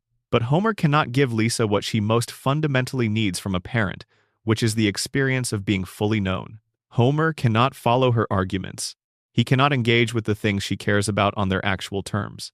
He tries, occasionally, with genuine effort and genuine good intentions, and the trying is real even when it falls short. He goes to her saxophone recitals. He sits in the audience and he does not understand what he is listening to, but he is present, and his presence means something to her that she has decided is worth a great deal. But the specific loneliness of having a father who loves you completely and understands you inadequately is a loneliness the show has been honest about. There are episodes in which Lisa attempts to communicate something important to Homer, not an argument or a political position, but something about who she is and what she is feeling, and Homer's response, however well-intentioned, fails to land in the place she was reaching toward. He gets something wrong about what she was saying, or he responds to the part he could receive and misses the part he couldn't, and Lisa adjusts her expression of herself to fit what he can hear, and the adjustment is a small loss every time, and 36 years of small losses compound into something that is not the absence of love, but is the specific form of grief that comes with love that cannot fully reach you. Her relationship with Marge is different in its dynamics and, in certain respects, more painful in its implications. Marge loves Lisa. Marge is capable of a level of emotional presence and attentiveness that Homer is not. Marge can see that Lisa is hurting in a given moment, even when Lisa has not said anything about it. The attentiveness is real and the care is real. But the form that Marge's care takes is organized around the management of Lisa's emotional state rather than around the development of Lisa's self. Marge wants Lisa to be okay in the specific sense of not being visibly unhappy. She does not always want Lisa to be okay in the sense of working through the things that are making her unhappy at their actual root, because the roots are sometimes things that are uncomfortable to acknowledge, including, occasionally, the limitations of what the family and the community can provide for a child like Lisa. Marge, in certain episodes, gently suggests that Lisa adapt to her circumstances rather than sustaining the expectation that her circumstances will adapt to her. This is advice that comes from genuine care and from Marge's own experience of making exactly that adaptation, and it is advice that Lisa receives with the particular complexity of a child who loves her mother and simultaneously recognizes that the adaptation her mother made is not the adaptation she is capable of making without losing something she is not willing to lose. The tension in that recognition, the love and the resistance held in the same moment, is one of the show's most honest emotional achievements. Lisa's political and ethical commitments are the area where the show's treatment of her loneliness becomes most structurally interesting, because the show has been consistent in depicting a relationship between her idealism and her isolation that is not simple cause and effect in either direction. It is not simply that her ethical positions make her lonely. It is not simply that her loneliness makes her ethical. The relationship is more circular and more mutually reinforcing than that linear account suggests.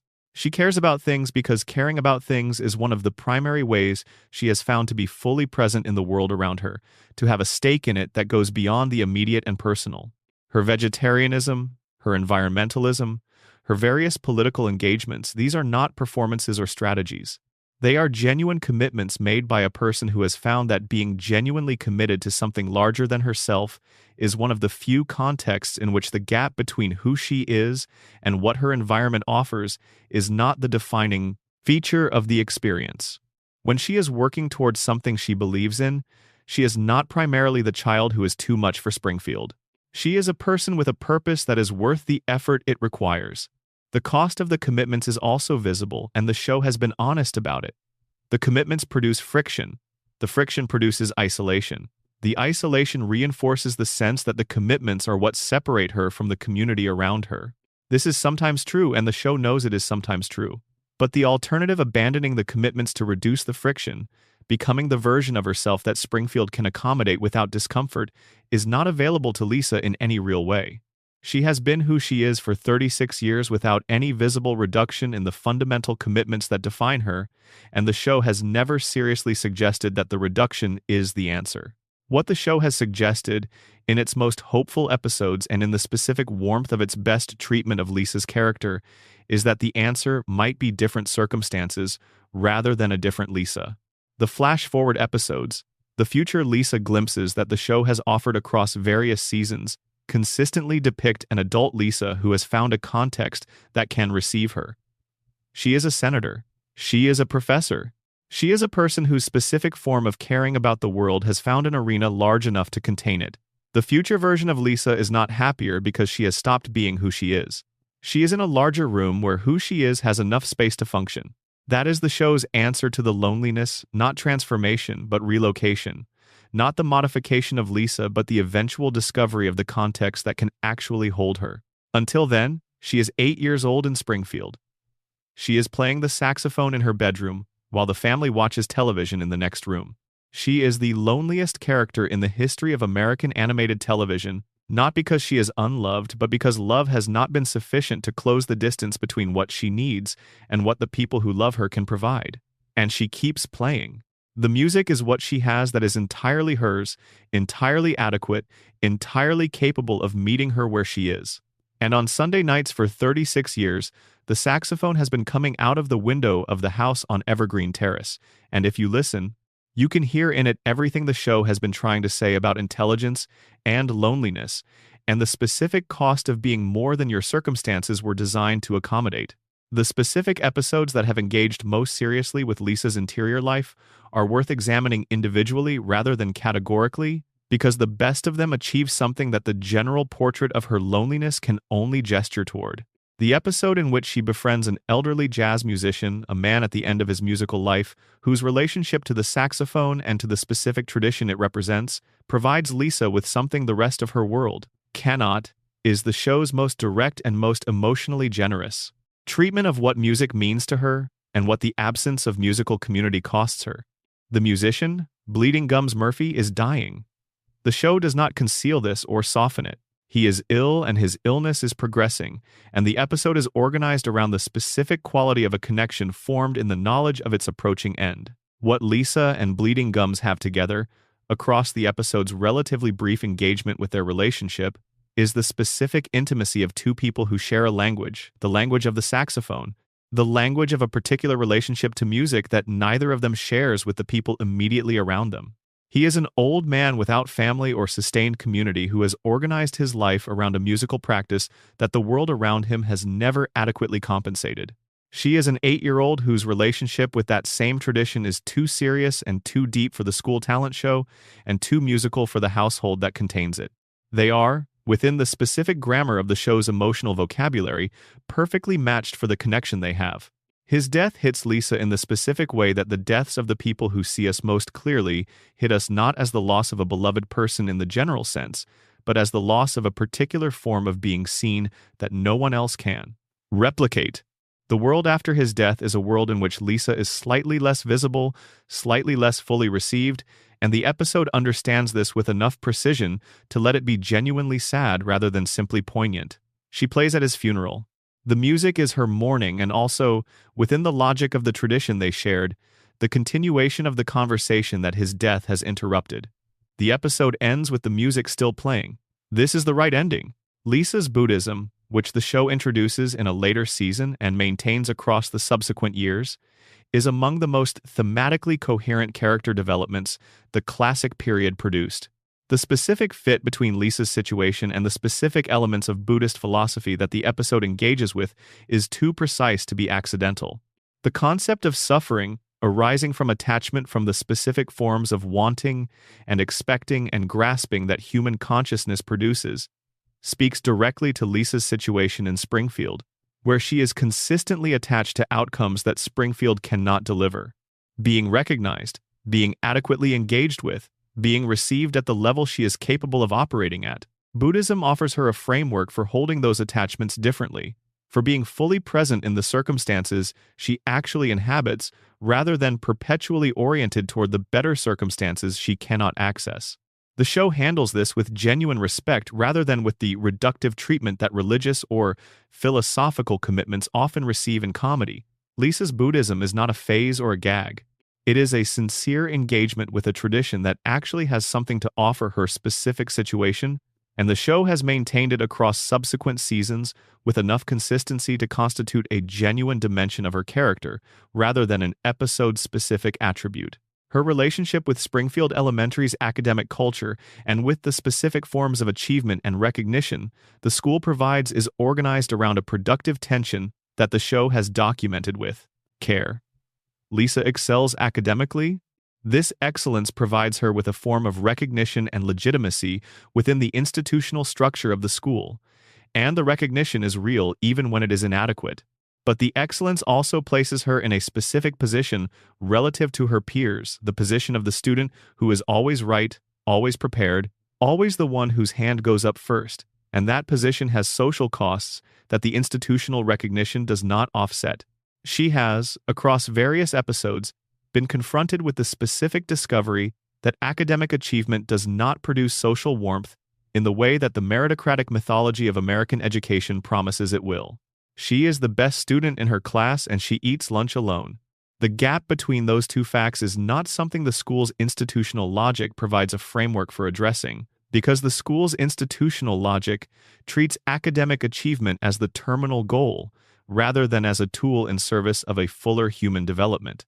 Lisa has met the terminal goal and discovered that the terminal is not where she wanted to arrive. The episode in which she encounters another academically gifted student, one whose intelligence is comparable to hers and who has found, in that intelligence, a community and a social context rather than an isolation, is the show's most direct examination of the contingency of Lisa's loneliness. It is not inevitable that intelligence produces isolation. It is the specific combination of Lisa's intelligence and Springfield's specific inability to receive it that produces the outcome she experiences. In a different town with different institutions and different peers and a different family context, the same intelligence might produce a completely different social experience. Lisa's loneliness is not a necessary feature of who she is. It is a feature of where she is. This observation that Lisa's situation is the result of a mismatch between a particular person and a particular environment, rather than a necessary consequence of the person's qualities, is the most hopeful thing the show has to say about her. The flash-forward episodes, in which an adult Lisa exists in a world that can actually receive her, are not fantasies of a fundamentally different Lisa. They are images of what the same Lisa looks like in a context that fits her. She is not a different person in the future. She is the same person in a larger room. The room is the variable. The person is the constant. The extended cast of Springfield has one more dimension that deserves attention before leaving the secondary character world entirely. The specific roles that women outside the Simpson family play in the show's universe, and how those roles have evolved across the show's run. Helen Lovejoy is among the most precisely observed comic figures in the background population, a character whose single most famous line, "Won't somebody please think of the children?" has entered the cultural lexicon in a way that very few animated secondary characters achieve. The line works as cultural shorthand because it captures something specific and true about a particular social performance.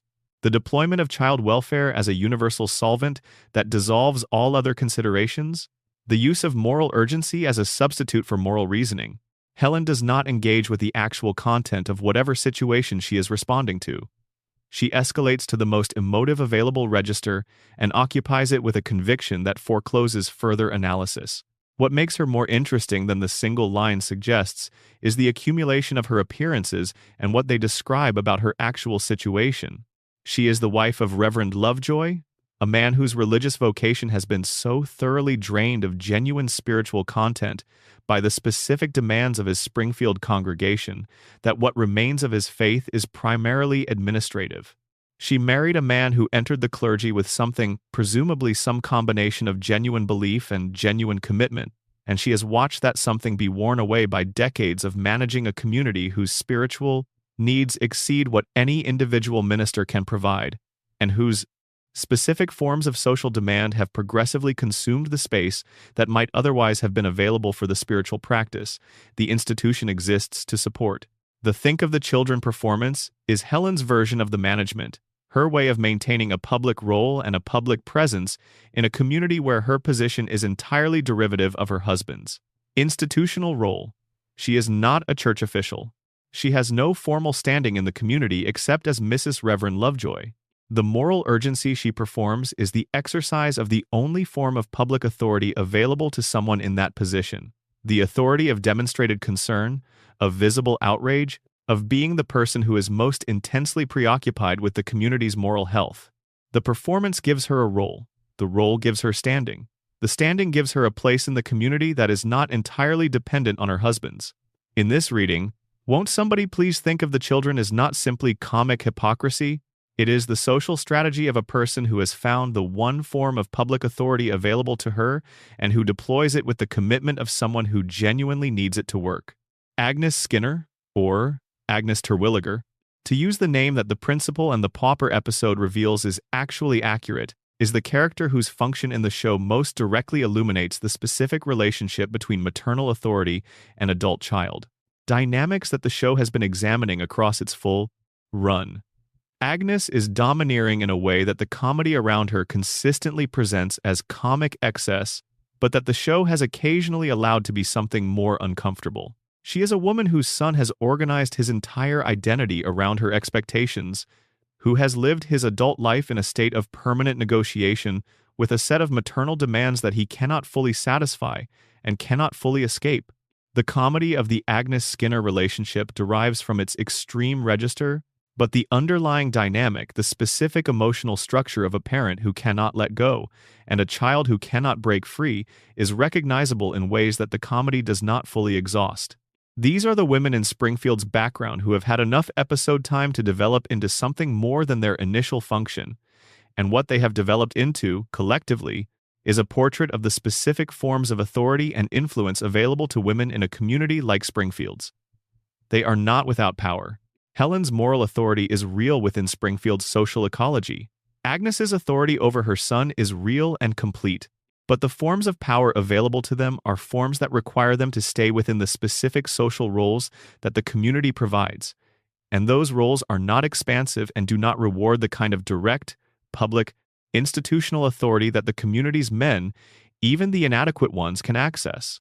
This is one of the show's most consistent and least discussed ongoing observations.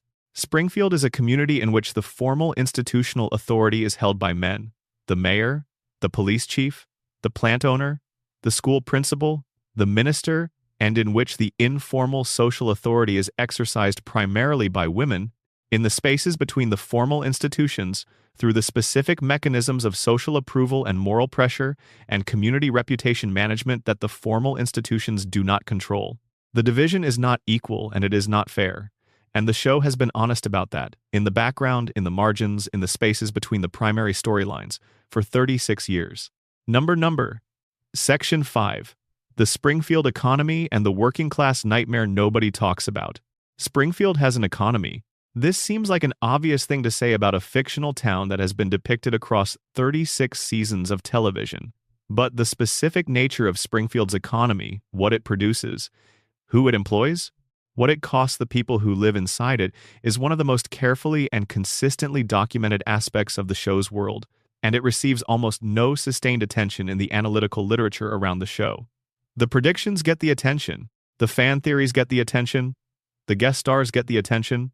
The economy of Springfield, which is the most structurally important thing the show depicts and the most directly relevant to the actual lived experience of the people inhabiting it, tends to get treated as backdrop. It is not backdrop, it is the show's central subject. Everything else that happens in Springfield, every comedy and every tragedy and every mystery and every reset is happening inside the specific economic structure the show has built, and that structure is responsible for more of what the show is about than any other single element of its design. The starting point is the nuclear power plant, because the nuclear power plant is the economy. It is the primary employer in Springfield. It is the primary source of revenue for the businesses that serve its employees. It is the primary driver of what passes for commercial activity in a town that has, across various episodes, also supported a steel mill, a plow company, a bowling alley, a box factory, a monorail, and a number of service sector businesses whose survival depends on the consumer spending of people who work at the plant. Burns's monopoly on Springfield's electrical power supply creates a dependency that goes in multiple directions simultaneously. The town needs the plant for power. The plant needs the town for labor. The labor needs the plant for income. The income circulates through the economy of the town. The town's economy is, in its fundamental structure, a company town, the specific economic formation in which a single employer or industrial entity is so dominant that the community's survival is inseparable from its continued operation.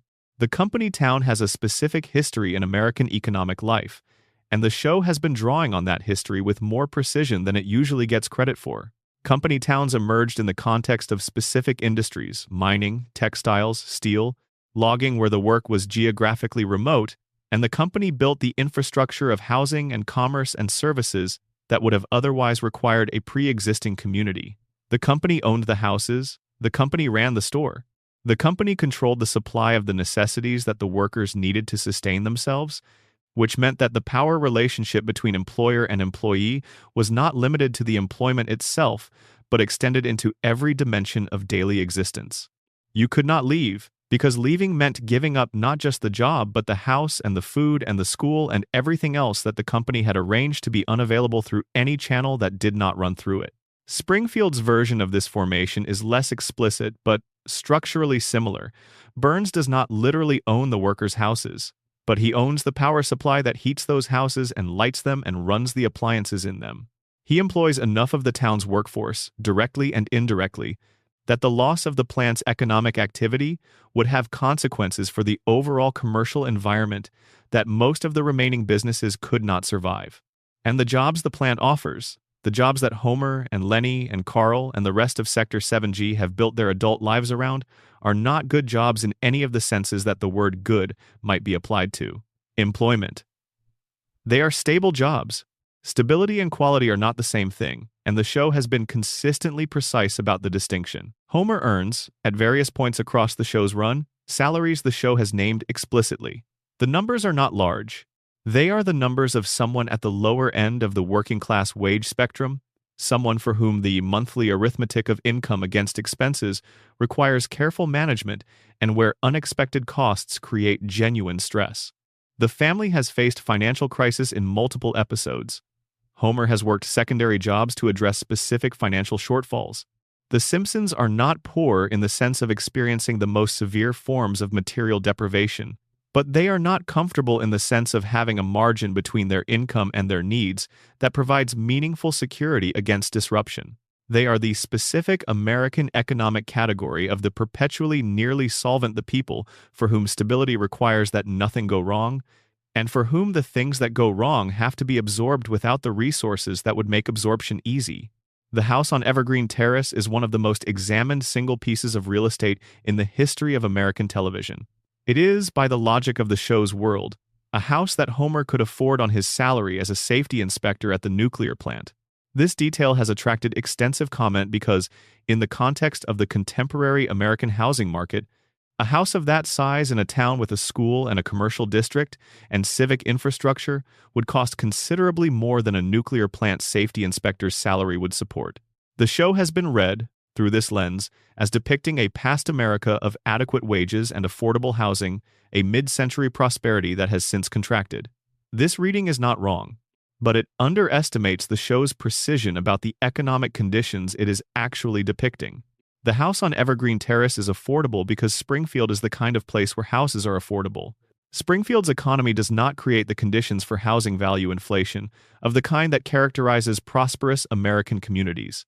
The town's primary employer operates a facility that most people, given the choice, would prefer not to live near. The regulatory environment that has been documented across numerous episodes, the three-eyed fish, the safety violations, the environmental contamination suggests that the discount on Springfield real estate reflects the cost that proximity to the plant's outputs imposes on the people who live there. The house is affordable because the house is in Springfield, and the reason you can afford to live in Springfield is the same reason you might, given other options, choose not to. Moe's Tavern is the economic institution that the show has used most consistently as a window into the working-class community of Springfield's labor force. The bar is where Homer and his colleagues go after work. It is where the working day ends and the social life of the working class is conducted. And the specific nature of Moe's Tavern, what it offers, how it functions, what the people who use it get from it, is the show's most direct and most sustained portrait of the community that the Springfield economy produces. Moe Sislak is among the most thoroughly documented characters in the show's universe, and what his documentation reveals, across the accumulation of his appearances, is a man who made a significant life decision at a relatively young age, the decision to run this bar in this town. For this population and who has been living with the consequences of that decision for decades, without any particular prospect of its terms changing, he is not happy. The show has been consistent about this. His unhappiness is not performed or used primarily for comedy, although the comedy derives from it. It is the genuine unhappiness of a person who made choices that closed certain doors and who can see, with sufficient clarity, what was on the other side of those doors. The relationship he has with the people who drink at his bar is, despite its complications, one of the more genuine and more mutually sustaining relationships any of these characters have. They are not just customers. They are the community that his life is organized around, and he is the person who provides the space in which that community exists.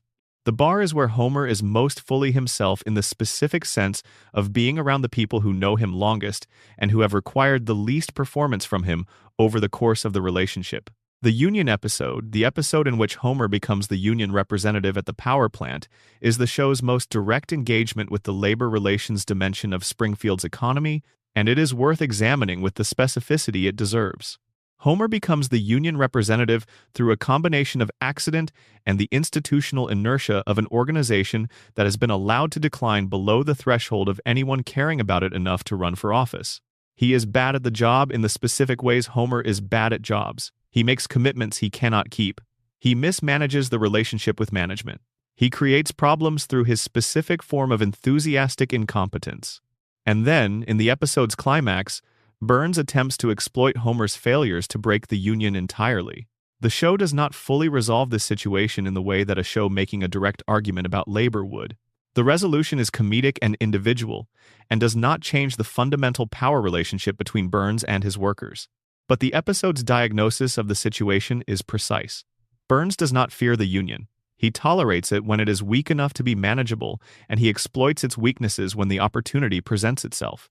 The workers have theoretical collective power and practical individual vulnerability, and the gap between the two is where the company town runs its operations. Homer's union is ineffective not because Homer is incompetent, though that is certainly a contributing factor, but because the conditions under which it operates, the conditions the plant's economic dominance over Springfield creates, make effective collective action structurally very difficult. The episode about the steel mill, the one in which Homer befriends a group of steel workers whose mill is closing and who are facing the specific economic crisis of deindustrialization, is the show's most directly engaged treatment of the economic history that forms the background context for everything Springfield is. The steel mill is shutting down. The men who have worked there have the specific combination of skills and experience and identity that a particular industrial context produces, and they have built their lives around that context, and the context is ending. What comes after the steel mill is not obvious, And the show is honest about the fact that the transition being asked of these men towards service sector employment, toward economies whose structure is different from the one they were prepared for, is not a simple one, and that the confidence of the policy discourse around the transition does not reflect the reality of the difficulty for the people being asked to make it. Homer's relationship with these workers, and the specific warmth and understanding he extends toward men whose situation is adjacent to his own in certain critical respects, is one of the show's most generous characterizations of its male working-class characters. They are not idiots. They are not stereotypes. They are people who made reasonable decisions about how to live their lives in a context that offered specific opportunities and who are now being asked to absorb the costs of economic changes that they did not cause and cannot control.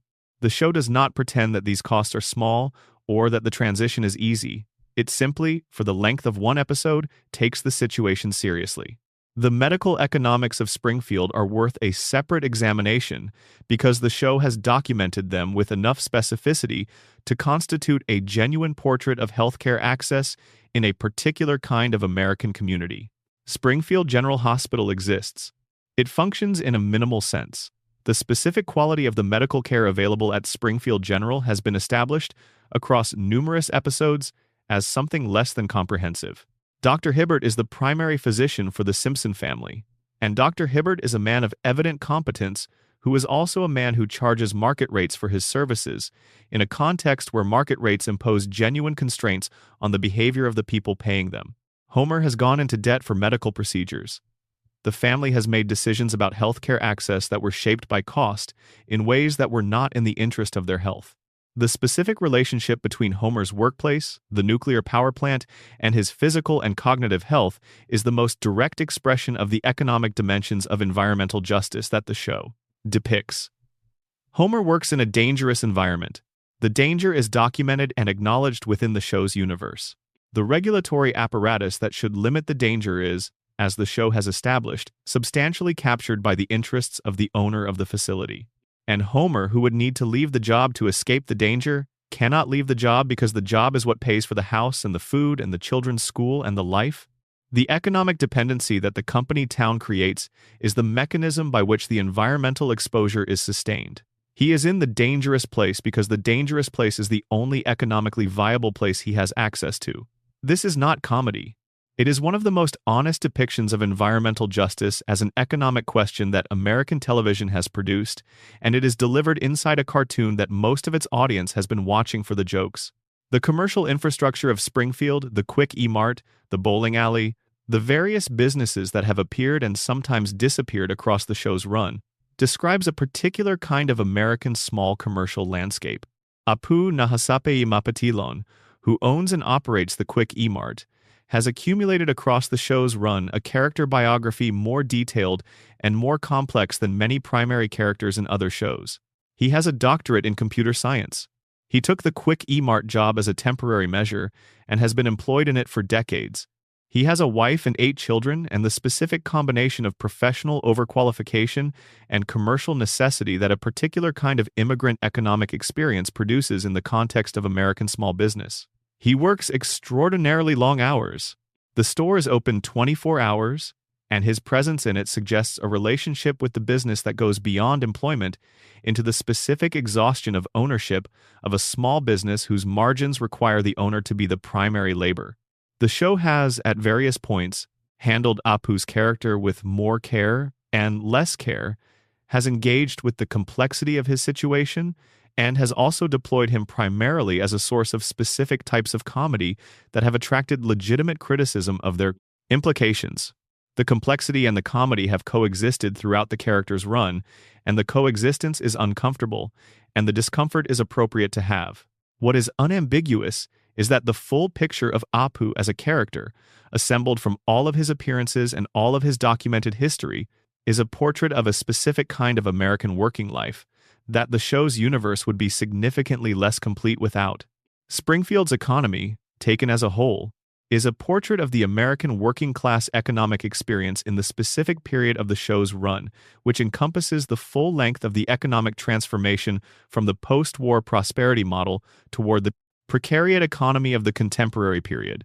The town is full of people who are working hard and earning enough to be mostly okay, and not enough to be secure, in an environment that is being degraded by the operations of the facility that employs them, in a regulatory context that has been captured by the interests it is supposed to govern, in a community whose collective political capacity to address any of these conditions has been compromised by the same forces that created the conditions in the first place. That is not a cartoon. That is the United States of America across the last 4 decades. Springfield is not a metaphor for it. Springfield is a precise, specific, carefully documented portrait of it, rendered in yellow.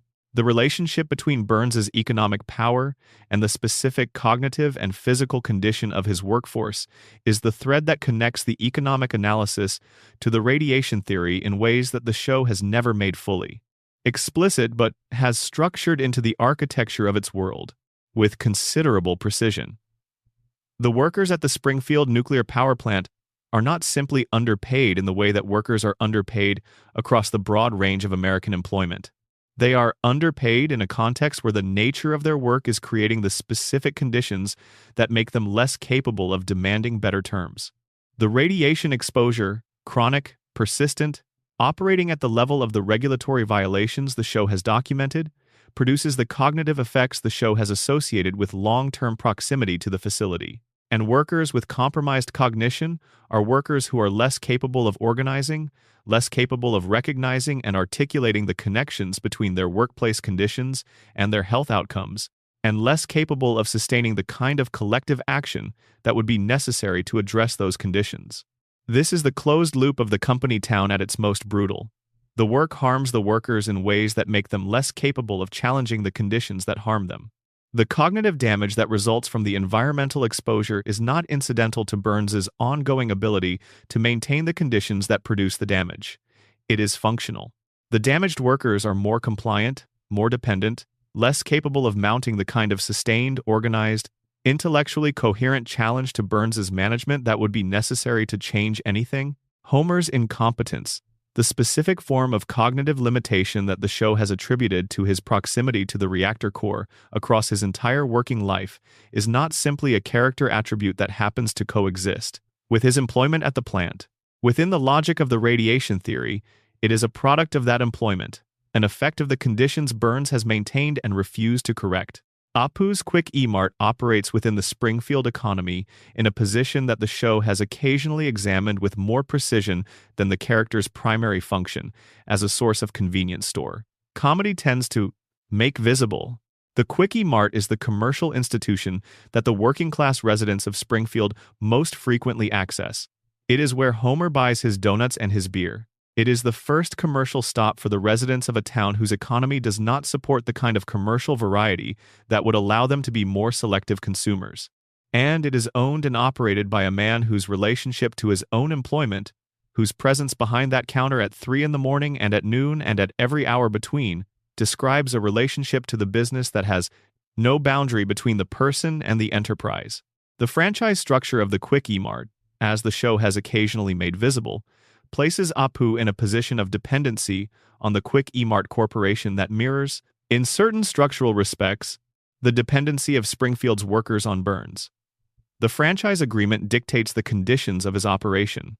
The pricing is set, the supply chain is controlled, the specific forms of autonomy that distinguish owning a business from working for someone else are narrowed, in the franchise context, to the autonomy of implementation rather than the autonomy of design. Apu is his own boss in the technical sense that he owns the franchise. He is not his own boss in the more meaningful sense of having genuine control over the terms on which his business operates.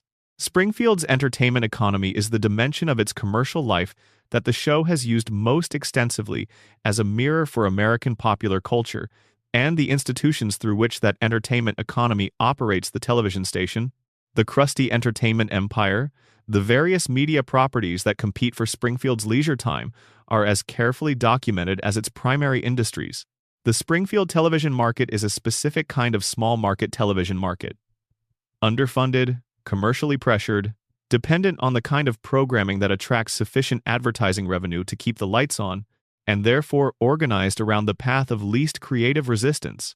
Kent Brockman, the show's primary news anchor, is a man of real intelligence and real journalistic capability who has adapted those capabilities to the specific constraints of the market he operates in and the adaptation is visible in everything about how he does his job.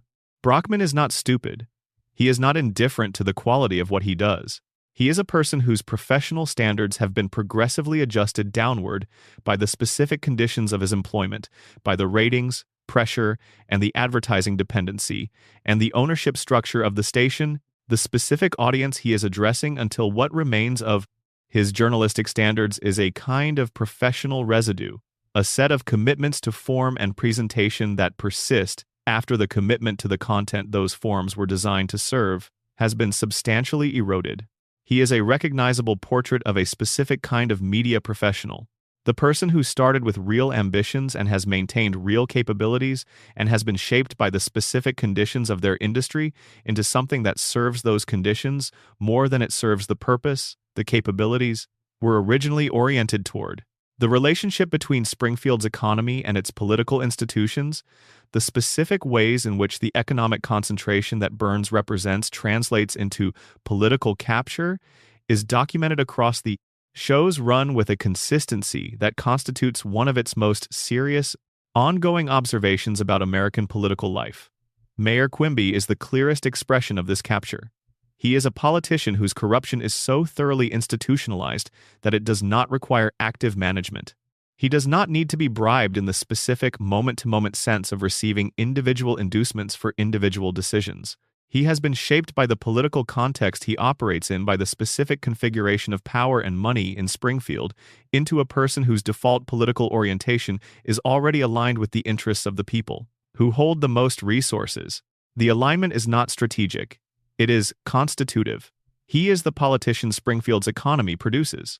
The show has, across various episodes, depicted specific instances of political decision-making in Springfield that illustrate the mechanism of this capture in detail.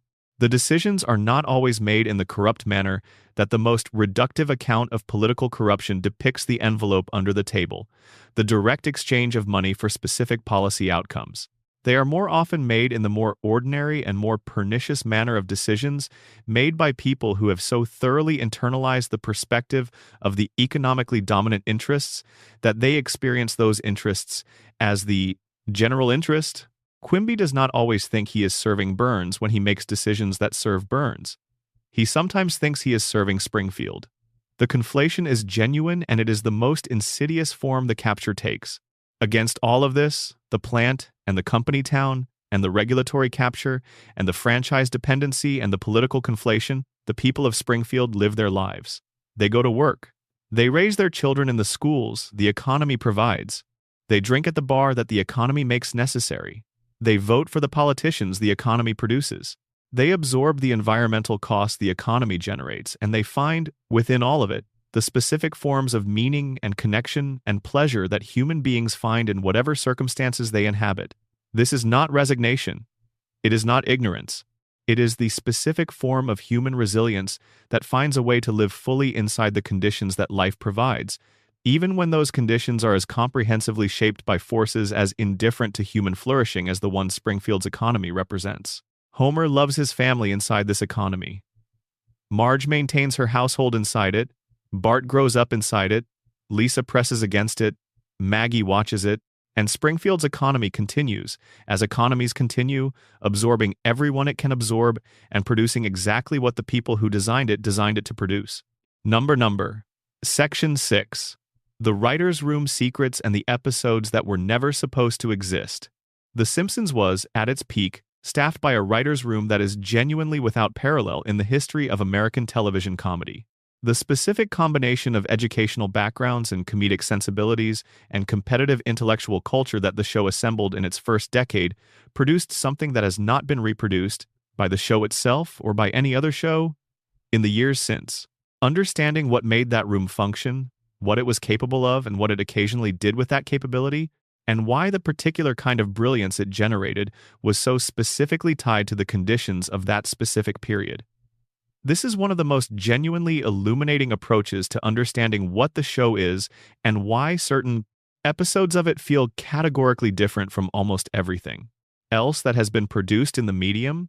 Begin with the credential density, because it is genuinely remarkable and because it shaped the specific texture of the show's humor in ways that are not simply about intelligence, The Harvard Lampoon connection is the most frequently cited dimension of this. Multiple writers in the classic period had graduated from Harvard and had worked on the Harvard Lampoon, the student humor publication that has, across its history, functioned as one of the primary pipelines into professional comedy writing in the United States. But the Harvard connection, while real and significant, tends to obscure the broader educational profile of the room. The writers included people with backgrounds in mathematics, in science, in history, in philosophy, in political theory. The room was full of people who had spent substantial portions of their education thinking carefully about things that were not comedy, and who had then brought those modes of thought to the specific problem of making a cartoon funny. What this produces, in a writer's room, is a humor that is structurally different from humor produced primarily by people whose primary educational context was humor.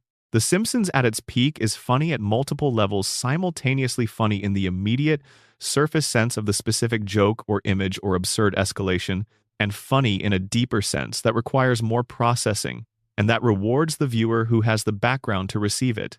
A mathematics joke in The Simpsons is simultaneously a visual gag and a mathematically accurate observation, and the accuracy is what makes the joke genuinely funny rather than simply approximate.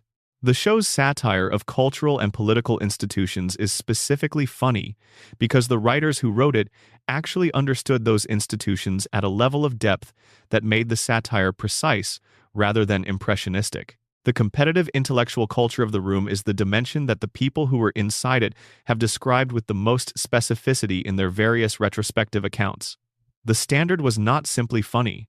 The Standard was the funniest possible version of the funniest possible idea, achieved through the specific mechanism of each writer, pushing every other writer's contribution to its extreme point, and then finding the point beyond the extreme where the thing turned back into something new. The process was intensive and exhausting, and it produced, in its best period, a density of comic invention per episode that has not been matched anywhere in the medium since. The show could afford to throw away jokes that would have been the centerpiece of less ambitious productions, because the room was capable of generating more good material than any given episode could accommodate. The specific episodes that were never supposed to exist in their final form are the ones that tell you the most about both the room's capabilities and its specific institutional culture. The episode in which Homer becomes a food critic, where he is recruited to write a restaurant column after a chance encounter with a local publication, and where his specific relationship to food, which the show has documented as something close to a spiritual practice, gives him an unlikely but genuine critical voice, is one of the show's most internally consistent comic constructions. Every element of the premise follows from established character material. Every escalation follows from the preceding one. The joke that the episode is building toward arrives with the specific satisfaction of a comic structure that has been engineered rather than simply assembled. What the people involved have described about that episode's genesis is that the original pitch was considerably less structured, that the specific shape that makes it work emerged through the room's standard process of collective revision, and that several versions of the episode existed in intermediate forms that were funny but not quite right before the final version achieved the specific architecture that makes it hold together. The process of finding the right shape for that episode, of understanding what it was actually about beneath the surface premise, is the process that the best television comedy rooms engage in, and that The Simpsons room was capable of sustaining at a level that produced results like that. Episode. The episodes the room was not supposed to produce are the ones the standards and practices process at the network was not prepared to receive. The show's relationship with Fox's standards and practices department across its early seasons has been documented by multiple participants as an ongoing negotiation between a writer's room that was testing the limits of what was permissible and a network that was managing the specific pressures of broadcast regulation, while also recognizing that the show's success gave it leverage to push those limits further than most programming could. The specific jokes that got through, the specific moments of actual transgression that made it to air, are sometimes the result of the network genuinely missing the implications of what it was approving of. Jokes that were constructed to be readable at the surface level as something acceptable while containing a second meaning that was rather more pointed. The writers have described the specific technique of embedding the more transgressive content inside the more acceptable surface with the specificity of a craft that was practiced regularly. A joke whose surface is innocuous and whose second layer is decidedly less so can get through a network review process that is looking at the surface. The best examples of this technique in the show's history are episodes and specific moments that were approved without full understanding of what was being approved, that aired, and that were only recognized as having gotten away with something after the fact. The Room's comedy was capable of operating at a level of sophistication that its regulatory environment was not always equipped to match. The episode about Homer's crayon, the one in which the crayon lodged in his brain from childhood is removed, temporarily restoring his intelligence to a level that transforms him from the Homer, the audience knows, into someone considerably more functional and considerably more aware of the specific mechanisms of his own situation is one of the show's most ambitious self-referential exercises, and it is one that the Room reportedly debated extensively before committing to. The episode requires the audience to accept a version of Homer that contradicts everything the show has built the character around, while also accepting that the contradict version is more continuous with some imagined authentic self than the familiar version has been. This is a genuinely complex ask of an audience that has spent 12 seasons building a relationship with a specific Homer Simpson, and the fact that the episode works, that it lands its emotional beats and its comic beats and its philosophical observation about the specific costs of intelligence in an environment like Springfield is evidence of the Room's ability to handle material of genuine ambition. The writing of that episode, as described by the people involved, was organized around a central question that turned out to be the right question, not what happens when Homer is smart, but what it costs him to stay smart once he can see clearly what being smart in Springfield actually means. The decision to have Homer choose to return to his previous cognitive state, to voluntarily reinsert the crayon, because the intelligence is unbearable, rather than the stupidity is the episode's essential move, and the Room reportedly arrived at it through the same process of collective revision and pressure testing that produced the best of the classic period work. Someone asked the question the episode needed to answer. Someone else pushed the answer until it became the right answer. The episode was built around that answer. The Treehouse of Horror episodes represent the other dimension of the writer's room's capabilities, the dimension that the season's standard format and the show's ongoing continuity requirements did not accommodate. The Halloween specials gave the Room permission to do things the regular season could not do, and what the Room did with that permission across the classic period was produce some of the most formally inventive television comedy of the era.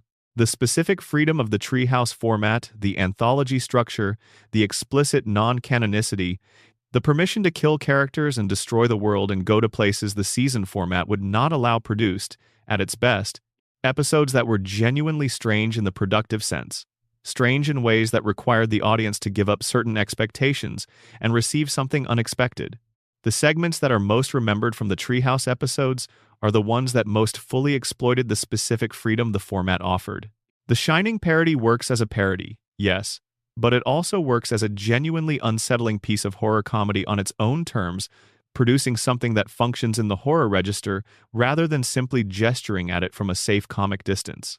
The segments that engage with genuinely dark material, with the specific dread of isolation, with the horror of the ordinary becoming strange, with the particular terror of watching someone you love become someone you cannot reach, are segments that the regular season format would not have permitted, and that the Room produced in the specific creative space the Treehouse format opened.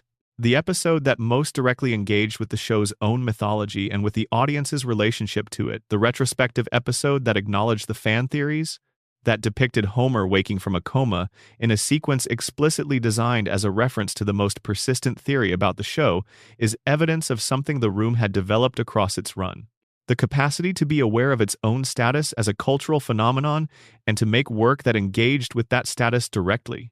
The Room had been doing this with guest appearances and with the specific meta-humor of episodes that foregrounded the show's own artificiality, but the direct engagement with the fan theory took the self-referentiality to a different level, acknowledged not just that the show knew it was being watched and analyzed, but that it had opinions about the watching and the analyzing and was not entirely indifferent to what those opinions produced.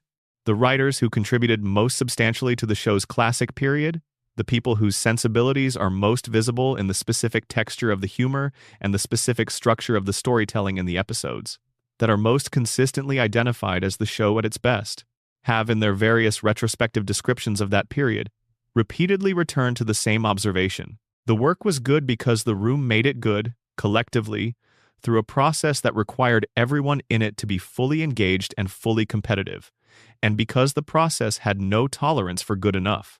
The standard was the best possible version of the best possible idea, and the standard was enforced not by any authority outside the room, but by the room itself, by the collective judgment of people who cared about the work and who cared enough about it to refuse to accept versions of it that were not quite right. That culture produced the classic period. The conditions that made that culture possible were specific and temporary, and not entirely reproducible, on demand. Understanding what those conditions were, the specific combination of talent and institutional structure, and cultural moment, and competitive pressure and creative freedom, is the most direct path to understanding why the show that exists now is a different thing from the show that existed then, and why the change is not simply a matter of the writers being less good, but of the specific creative chemistry that produced the best work no longer being available for reproduction. The specific episodes that the show produced under the most unusual or most pressured circumstances are often the ones that reveal the most about how the room's creative process actually functioned.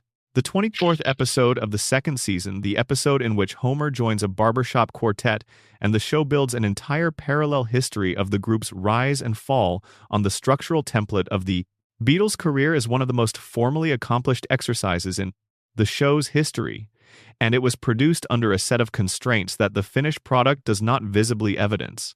The research required to make the Beatles' references precise enough to work, the negotiation required to secure the musical rights, the specific tonal management required to make a tribute that functions as genuine tribute rather than as parody.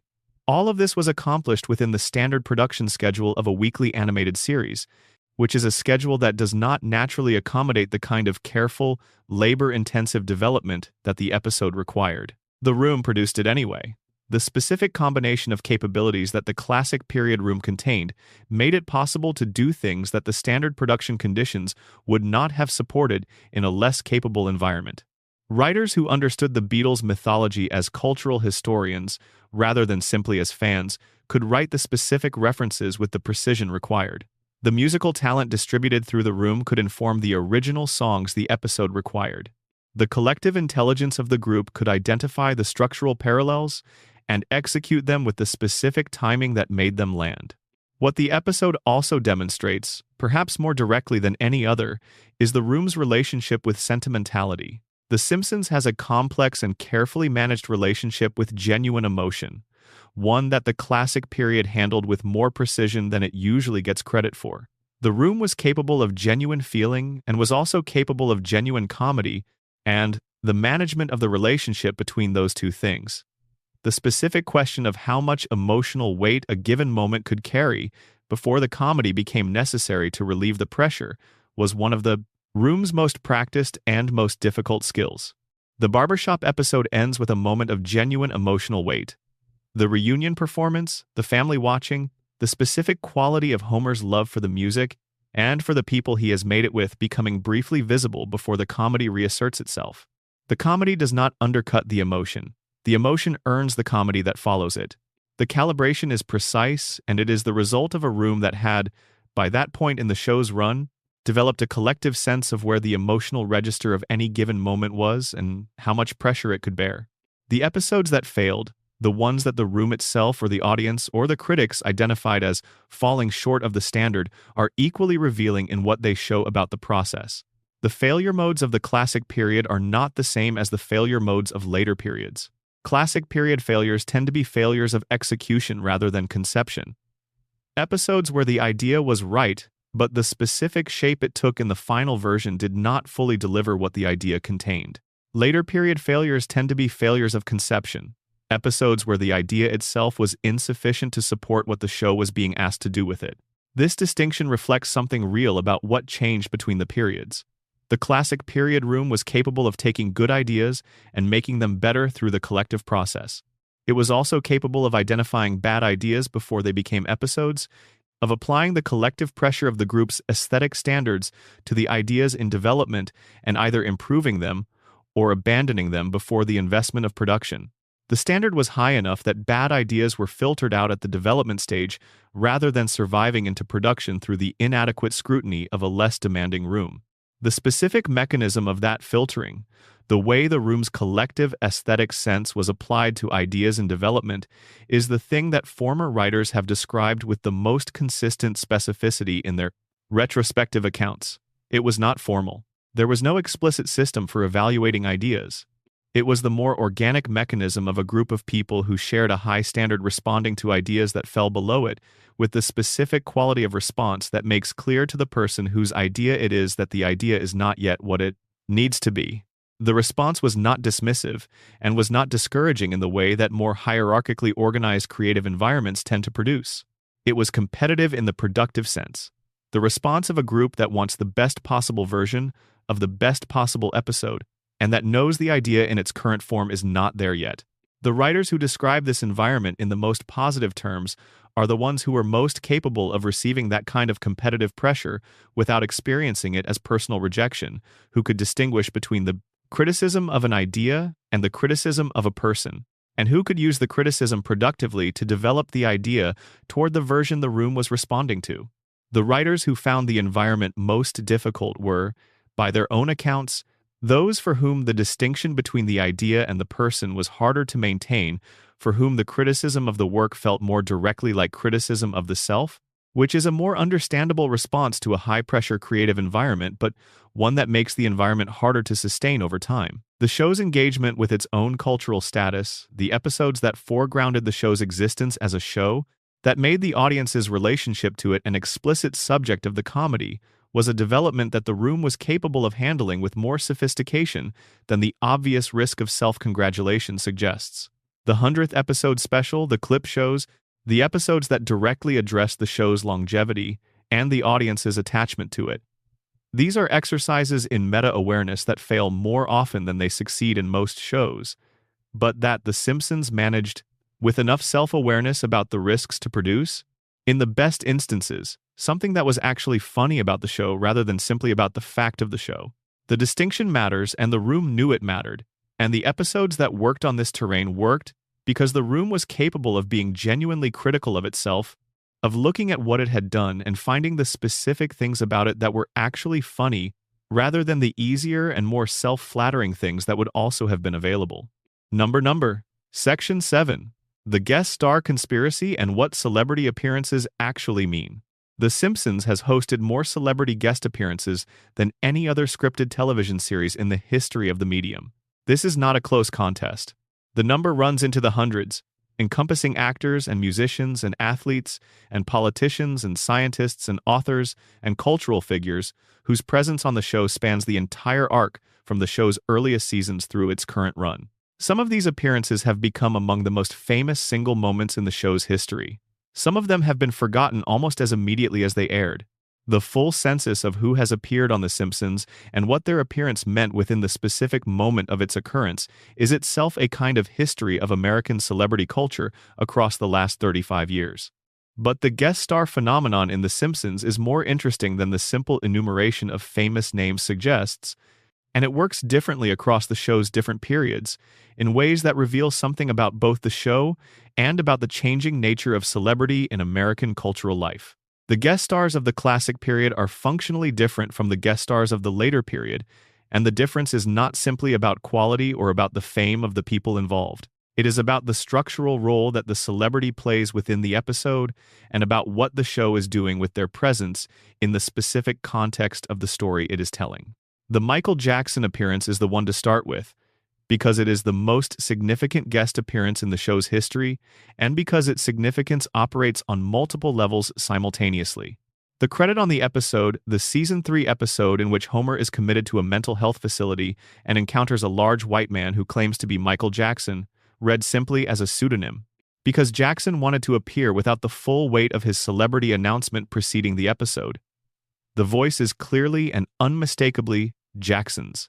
The choice to not announce this to let the audience arrive at the recognition on their own, or to let the mystery sustain itself through the run, is itself a statement about what the show was trying to do with the appearance. What it was trying to do was use the specific weight of Jackson's celebrity, the cultural enormity of who he was at that precise moment in 1991, at the apex of his cultural dominance as material rather than as decoration. The episode is not structured as an episode in which Michael Jackson appears and the appearance is the joke. It is structured as an episode in which Homer encounters someone whose inner experience of celebrity, the isolation, the disconnection from ordinary human context, the specific loneliness of being the most famous person on the planet resonates with things in Homer's own situation. The episode is about connection across an improbable distance, and the use of Jackson's specific celebrity as the context for that connection is the show working at the level where the guest star is fully integrated into the episode's actual concerns, rather than simply dropped into it. The Dustin Hoffman appearance. In the episode where a substitute teacher arrives at Springfield Elementary and transforms Lisa's experience of school and of learning, operates by a similar logic. Hoffman performed the role under a pseudonym, and the voice is not identical to his speaking voice, creating a layer of ambiguity between the performer and the character that is itself thematically interesting given what the episode is about, which is the specific relationship between a teacher and a student, and the specific form of recognition and cultivation that a great teacher provides to a particular kind of student. The teacher in the episode gives Lisa something she has been missing and then is taken away from her, and the episode uses the full weight of what the audience brings to Hoffman's presence, the cultural associations, the history of the performer to amplify the emotional stakes of what is being depicted. The distinction between this kind of guest star usage and the later period's guest star usage is the distinction between integration and cameo.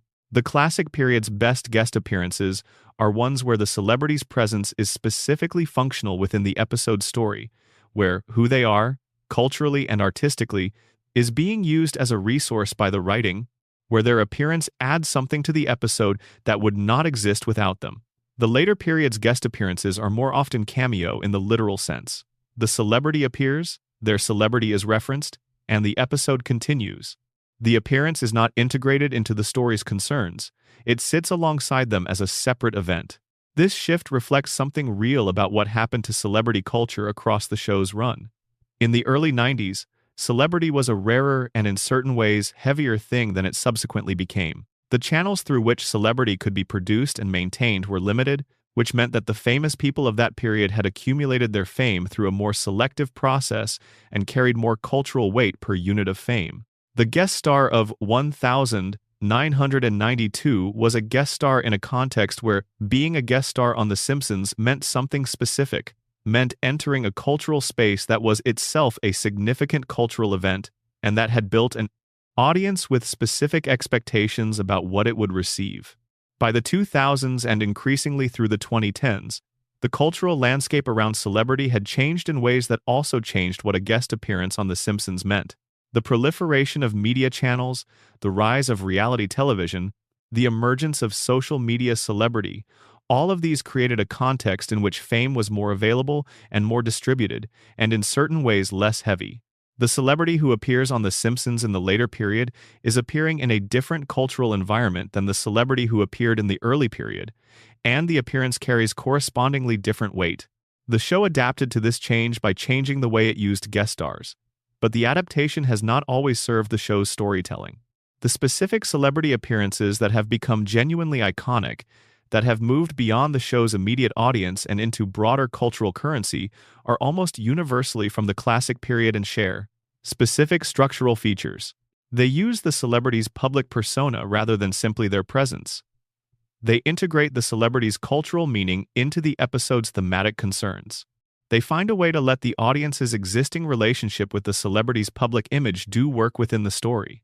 The Ringo Starr appearance, the one in which a Beatle reads and thoughtfully responds to Marge's fan letters, works because it takes the specific mythology around the Beatles and around Ringo's specific position within that mythology as the Beatle most accessible to ordinary feeling, and uses that mythology as material. The episode is about what it means to be seen by someone whose seeing has cultural weight, and the use of Ringo is the specific expression of that theme. The James Brown appearance, the appearance of Leonard Nimoy, the specific run of musician appearances across the early and middle seasons. These are all appearances where the show found a way to make the celebrity's cultural significance structurally relevant to what the episode was doing. They are not the same as the appearances of later seasons where a famous person shows up in Springfield, and the show acknowledges that a famous person has shown up and moves on. There is a darker dimension to the guest star phenomenon that the show rarely makes explicit, but that is visible in certain episodes if you are looking for it. The relationship between fame and the town of Springfield, the specific way that Springfield receives celebrities, the specific expectation it has of them, the specific disappointment it experiences when the celebrity turns out to be a person rather than the symbol it wanted, is one of the show's recurring observations about American celebrity culture and its relationship to the ordinary communities that consume it. Springfield wants the celebrity to be what the mythology says they are. The celebrity, being human, turns out to be something more complicated. The town cannot accommodate the complication. The celebrity leaves. Springfield goes back to its mythology, which is intact because the mythology does not depend on the celebrity's actual content. It depends on what Springfield needs the celebrity to mean. The episode in which Tom Jones is kidnapped and forced to perform for Mr.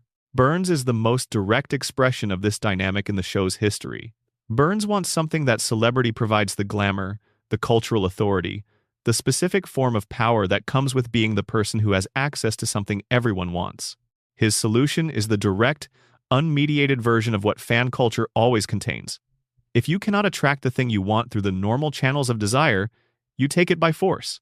The episode frames this as monstrous, as it should, but the monstrousness it depicts is a concentrated version of a more distributed tendency that the show has been observing in Springfield's relationship to celebrity throughout its run. The consistent thread across all of the show's engagement with celebrity, across all 36 seasons and all hundreds of guest appearances, is the question of what it costs to be famous in a culture whose relationship to fame is organized primarily around consumption. The celebrity arrives in Springfield wanting to do something specific, to perform, to connect, to accomplish something. Springfield wants something different from them, which is to have them confirm what Springfield already believes about what they are. The gap between those two things is where the comedy lives and where the sadness lives, and where the show's most honest observations about the specific loneliness of visibility in a culture that mistakes visibility for knowledge are located. The celebrities who have passed through Springfield across 36 years are, in one reading, simply the parade of famous people who were willing to lend their voices to an animated show in exchange for whatever the appearance provided them. In another reading, the one the show has earned through the best of its celebrity episodes, they are a sustained portrait of what happens when the machinery of celebrity meets the specific hungers of ordinary American community life, and what that meeting costs both sides of the transaction. The specific management of the Michael Jackson episode's production, the decision to not announce the appearance, to let it air with only a pseudonym in the credits, to create the possibility that some portion of the audience would not realize they were listening to the most famous voice on the planet, was itself a statement about the relationship between celebrity and attention that the episode's content was exploring. The expectation of celebrity, when it is not met, creates a specific quality of receptivity. The audience that does not know it is listening to Michael Jackson listens differently than the audience that has been told in advance. The undisclosed presence created the conditions for the audience to receive the episode on its own terms before the celebrity weight of who was in it could organize their response. This was an unusual creative choice in the context of how guest star appearances are typically managed. The standard approach to a celebrity appearance, the announcement, the promotion, the marketing of the celebrity's presence as a reason to watch, is organized around the celebrity's recognizability as the primary mechanism of audience interest. The Jackson episode inverted this. It used the celebrity's voice as the episode's emotional and narrative resource, while withholding the recognition that would have organized the audience's response around the celebrity rather than the story. The musicians who have appeared in the show, the specific run of actual musicians playing versions of themselves across the classic and middle periods, are worth examining as a group, because the show's treatment of musical celebrity differs from its treatment of other forms of celebrity in ways that reflect the show's actual relationship to music. The show takes music seriously in a way that it does not take all forms of art seriously. Lisa's saxophone represents a genuine engagement with a specific musical tradition, and the musicians who appear in the show's universe tend to be musicians whose work the writers actually understood and respected, rather than musicians whose celebrity status was the primary reason for their presence. The episode featuring Spinal Tap is the most formally interesting of the musician appearances. because it brings into the show's universe a fictional band whose entire premise is organized around the same relationship between celebrity mythology and actual human mediocrity that the show's general treatment of celebrity is exploring. Spinal Tap is a parody of a specific kind of rock stardom, a parody that works because it is in love with what it parodies, that takes the mythology of rock celebrity seriously enough to dissect it with genuine precision. Bringing Spinal Tap into Springfield, where the show's own dissection of celebrity mythology is ongoing, creates a doubling effect. Two different kinds of satirical enterprise engaging with the same subject from adjacent angles. The episode is less funny than the best Spinal Tap material and less pointed than the best Simpsons celebrity episodes, but the specific formal interest of the combination makes it worth more attention than it typically receives. The athletes who have appeared and the show has used athletes extensively, particularly in the episodes that engage with Springfield's relationship to sports fandom, are the category of celebrity whose appearances the show has handled with the most variable quality. Sports celebrity exists in American culture in a specific register that is different from entertainment celebrity. More locally inflected, more connected to the specific economics of individual sports markets, more tied to the ongoing narrative of seasons and championships, and the specific drama of competition. When the show uses athletes well, it uses their specific celebrity in ways that draw on that register, that engage with the mythology of sports heroism and its relationship to the communities that consume it. When it uses them less well, it uses them as names that are recognizable, rather than as figures whose specific cultural meaning has anything to do with the episode's concerns.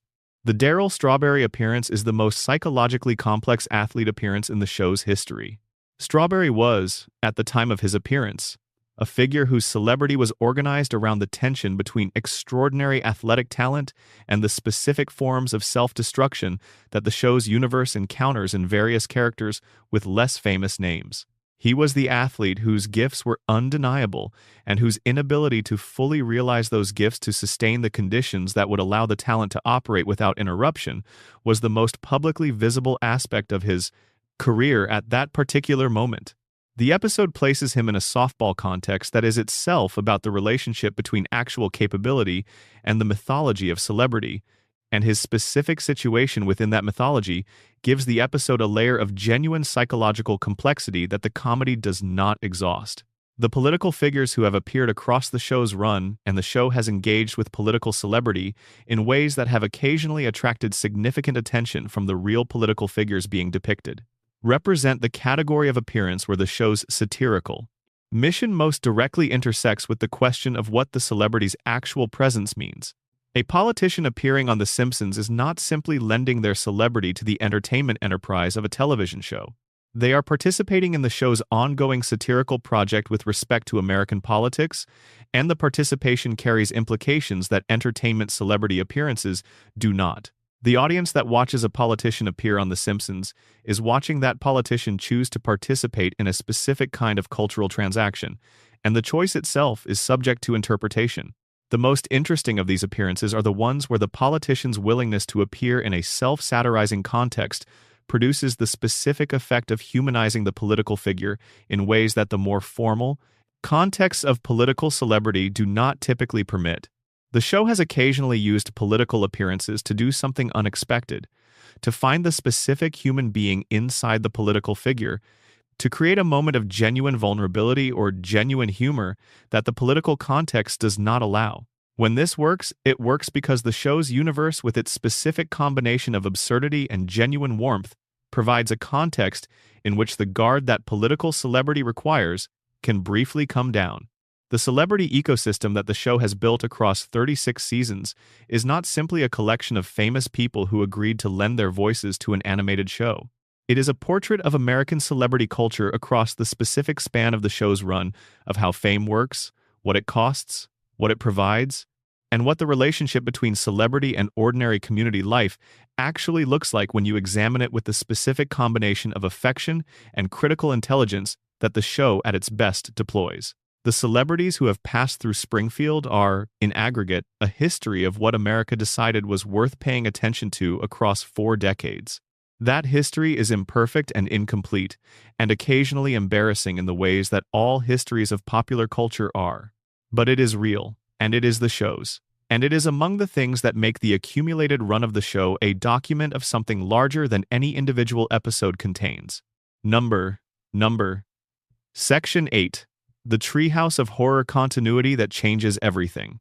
Every year, sometime in late October, The Simpsons does something it is not allowed to do for the other 30-odd weeks of its annual run. It kills its characters. It destroys the world. It lets Homer be a monster in the literal sense, rather than the domestic one. It tells stories in genres the weekly format does not accommodate. It allows the show's universe to expand into territories that the ongoing continuity of the regular season has walled off, the territories of genuine horror, of science fiction that takes itself seriously, of the specific dream logic that anthology storytelling enables when it is freed from the obligation to be consistent with itself across episodes. The Treehouse of Horror episodes occupy a peculiar position in the show's mythology. They are explicitly non-canonical. Each one opens with a disclaimer, comic in form but structural in function, that establishes the content as separate from the show's ongoing narrative as a Halloween special, an entertainment, a collection of stories that do not count in the usual sense. The characters die and come back. The world ends and resets. Things happen that are impossible within the logic of the regular season, and the impossibility is the point, and the disclaimer is the mechanism by which the show protects its ongoing continuity from the intrusions of the annual horror anthology. But here is what becomes visible when you look at the Treehouse episodes across their full run, across all 34 of them at this point, assembled into the totality of what they have produced. The non-canonical status of these episodes does not make them meaningless within the show's mythology. They are not disconnected from the show's ongoing concerns. They are, in fact, the space in which the show has most consistently been willing to engage with certain aspects of its characters and its world that the regular season format does not permit. The Treehouse episodes are where the show goes to tell the truths it cannot tell directly. This requires unpacking, because it sounds more mystical than what it actually is. The Treehouse format offers the writers a specific freedom that the regular season format does not, the freedom to push the characters past the limits the ongoing narrative imposes. In the regular season, Homer cannot die, because Homer dying would end the show. In the regular season, Springfield cannot be destroyed, because Springfield being destroyed would require a continuity solution that is more trouble than the destruction is worth. In the regular season, the characters' relationships cannot be fundamentally altered because the next episode requires those relationships to be in the configuration the ongoing story has established. The Treehouse episodes have none of these constraints. Homer dies in Treehouse episodes with frequency. Springfield is destroyed in Treehouse episodes with a certain casual regularity. Characters' relationships are inverted, twisted, placed under pressures that the regular season would not accommodate. And in these moments of freedom from the constraints of continuity, the show has consistently produced explorations of its characters that are, in certain respects, more revealing than the carefully managed explorations the regular season permits. The Homer segments of the Treehouse episodes are the most consistently illuminating dimension of this. In the regular season, Homer's violence, his strangling of Bart, his various forms of physical overreaction is comedic and is managed within the frame of a character whose love for his family is the organizing fact of his existence. In the Treehouse episodes, that frame is removed. Homer can be genuinely dangerous. He can pursue members of his family with intent that in the regular season is always contained. The shining parody the episode modeled on Kubrick's adaptation, in which Homer's isolation in a remote facility produces a specific unraveling, works as a parody and also as something more uncomfortable, because the Homer it depicts is not entirely unrecognizable, as the extreme version of tendencies the regular season has been careful to manage.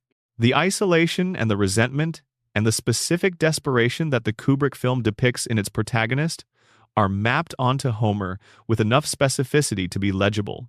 The Marge segments are the ones the show has handled with the most variable quality across the Treehouse run, but the best of them engage with a dimension of Marge's character that the regular season consistently domesticates.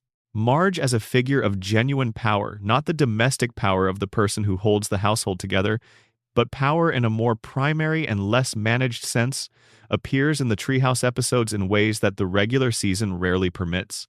The witch, the monster, the figure who is not managing the chaos around her but generating it, these are Treehouse versions of Marge that the regular season would have no place for, and their appearance in the Halloween context raises questions about what those treehouse versions have in common with the regular season version beyond the visual surface. The Lisa segments are the ones that have most often used the treehouse freedom to extend the regular season's ongoing portrait of her situation into territory the regular format cannot access. The dystopian futures, the scenarios in which the social forces that press on Lisa in the regular season are taken to their logical extreme, the situations in which her specific form of ethical commitment is placed in contexts where that commitment has real and serious consequences. These are the treehouse episodes of Lisa, and they are the ones that have pushed the most directly on what the show is actually saying about her. The segment in which the family is stranded on a deserted island and the resource logic of the situation gradually strips away the social conventions that normally manage the family's dynamics is the most direct treehouse expression of this. Lisa's values, in the normal social context of Springfield, are a form of idealism that the show can treat as admirable and ineffective in roughly equal measure. In the survival context, those same values become either the thing that saves the family or the thing that dooms them, and the episode does not fully resolve which it is. It simply places the values in a context where they have real stakes and allows the audience to assess what those values mean when the stakes are real. The monster transformation segments, the ones in which one or more characters undergoes a physical change that makes the internal external, are the treehouse format at its most psychologically direct. Homer as a plant-human hybrid, Homer as a giant, Homer as a creature whose specific form of destructiveness is literalized in its physical expression. These are segments that take the regular season's ongoing comic portrait of Homer's impact on the world around him and give it a body that corresponds to the scale of that impact. The humor works because the literalization is funny. The discomfort that lurks beneath the humor is the same discomfort that lurks beneath the regular season's management of what Homer does to the people around him, made briefly visible by the removal of the management. There is a specific continuity argument that the Treehouse episodes develop across their full run that is not a continuity in the usual sense, not a narrative thread that carries from one episode to the next, but a continuity of concern. The thing the Treehouse episodes return to, across 34 years of annual iterations, is the question of what lies beneath the surface of the Simpson family's ongoing existence. What is the show not saying in its regular format that the Treehouse format gives it permission to say?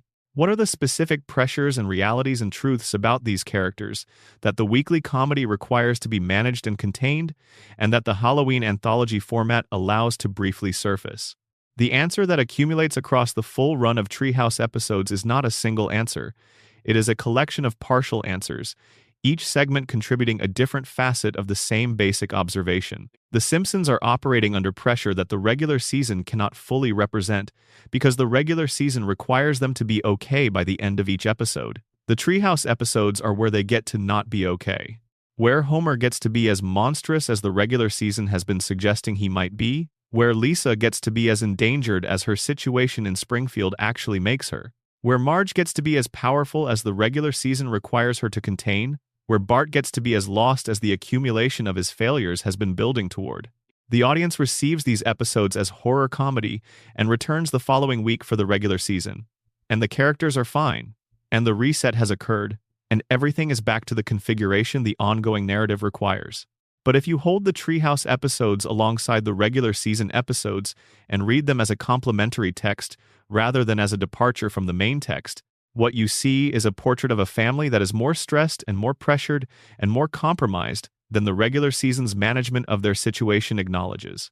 The Treehouse episodes are the show's way of being honest about what it cannot afford to be fully honest about in the format that pays its bills. They are the Halloween mask through which the show's actual face occasionally becomes visible. The specific Treehouse of horror segments that have achieved the most sustained cultural currency, the ones that are most frequently referenced and most consistently remembered, share a common feature that distinguishes them from the segments that have faded more quickly from cultural memory. They are the ones that engaged with material that had genuine stakes within the logic of the segment rather than simply with the surface markers of the horror or science fiction genres they were drawing on. The Shining parody works not because it reproduces the visual language of Kubrick's film, but because it finds, in the specific situation it constructs for Homer, something real to say about isolation and resentment and the specific forms of domestic pressure that the regular season has been managing for years. The Thing and I segment, in which Bart discovers that he has a hidden twin who has been locked in the attic by his parents, is the treehouse entry that engages most directly with Bart's specific psychology among all the Halloween episodes.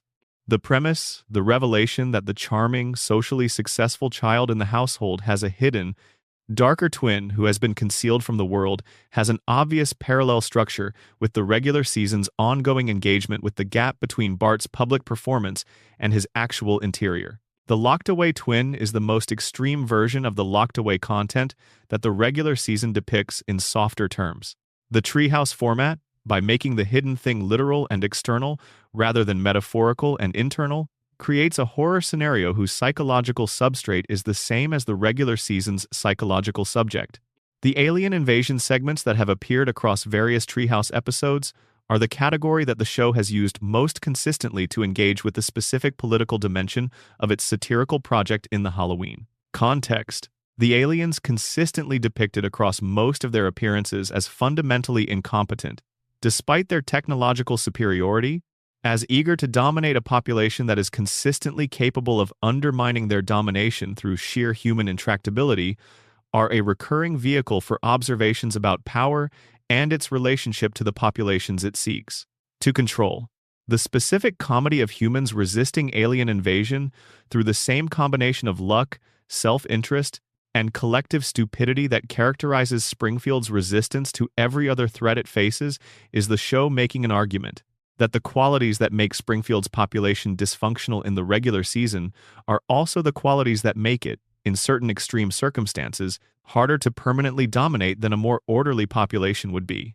The treehouse's relationship with death is the most formally distinctive feature of the format, and it is worth examining as a formal feature rather than simply as an excuse for horror comedy.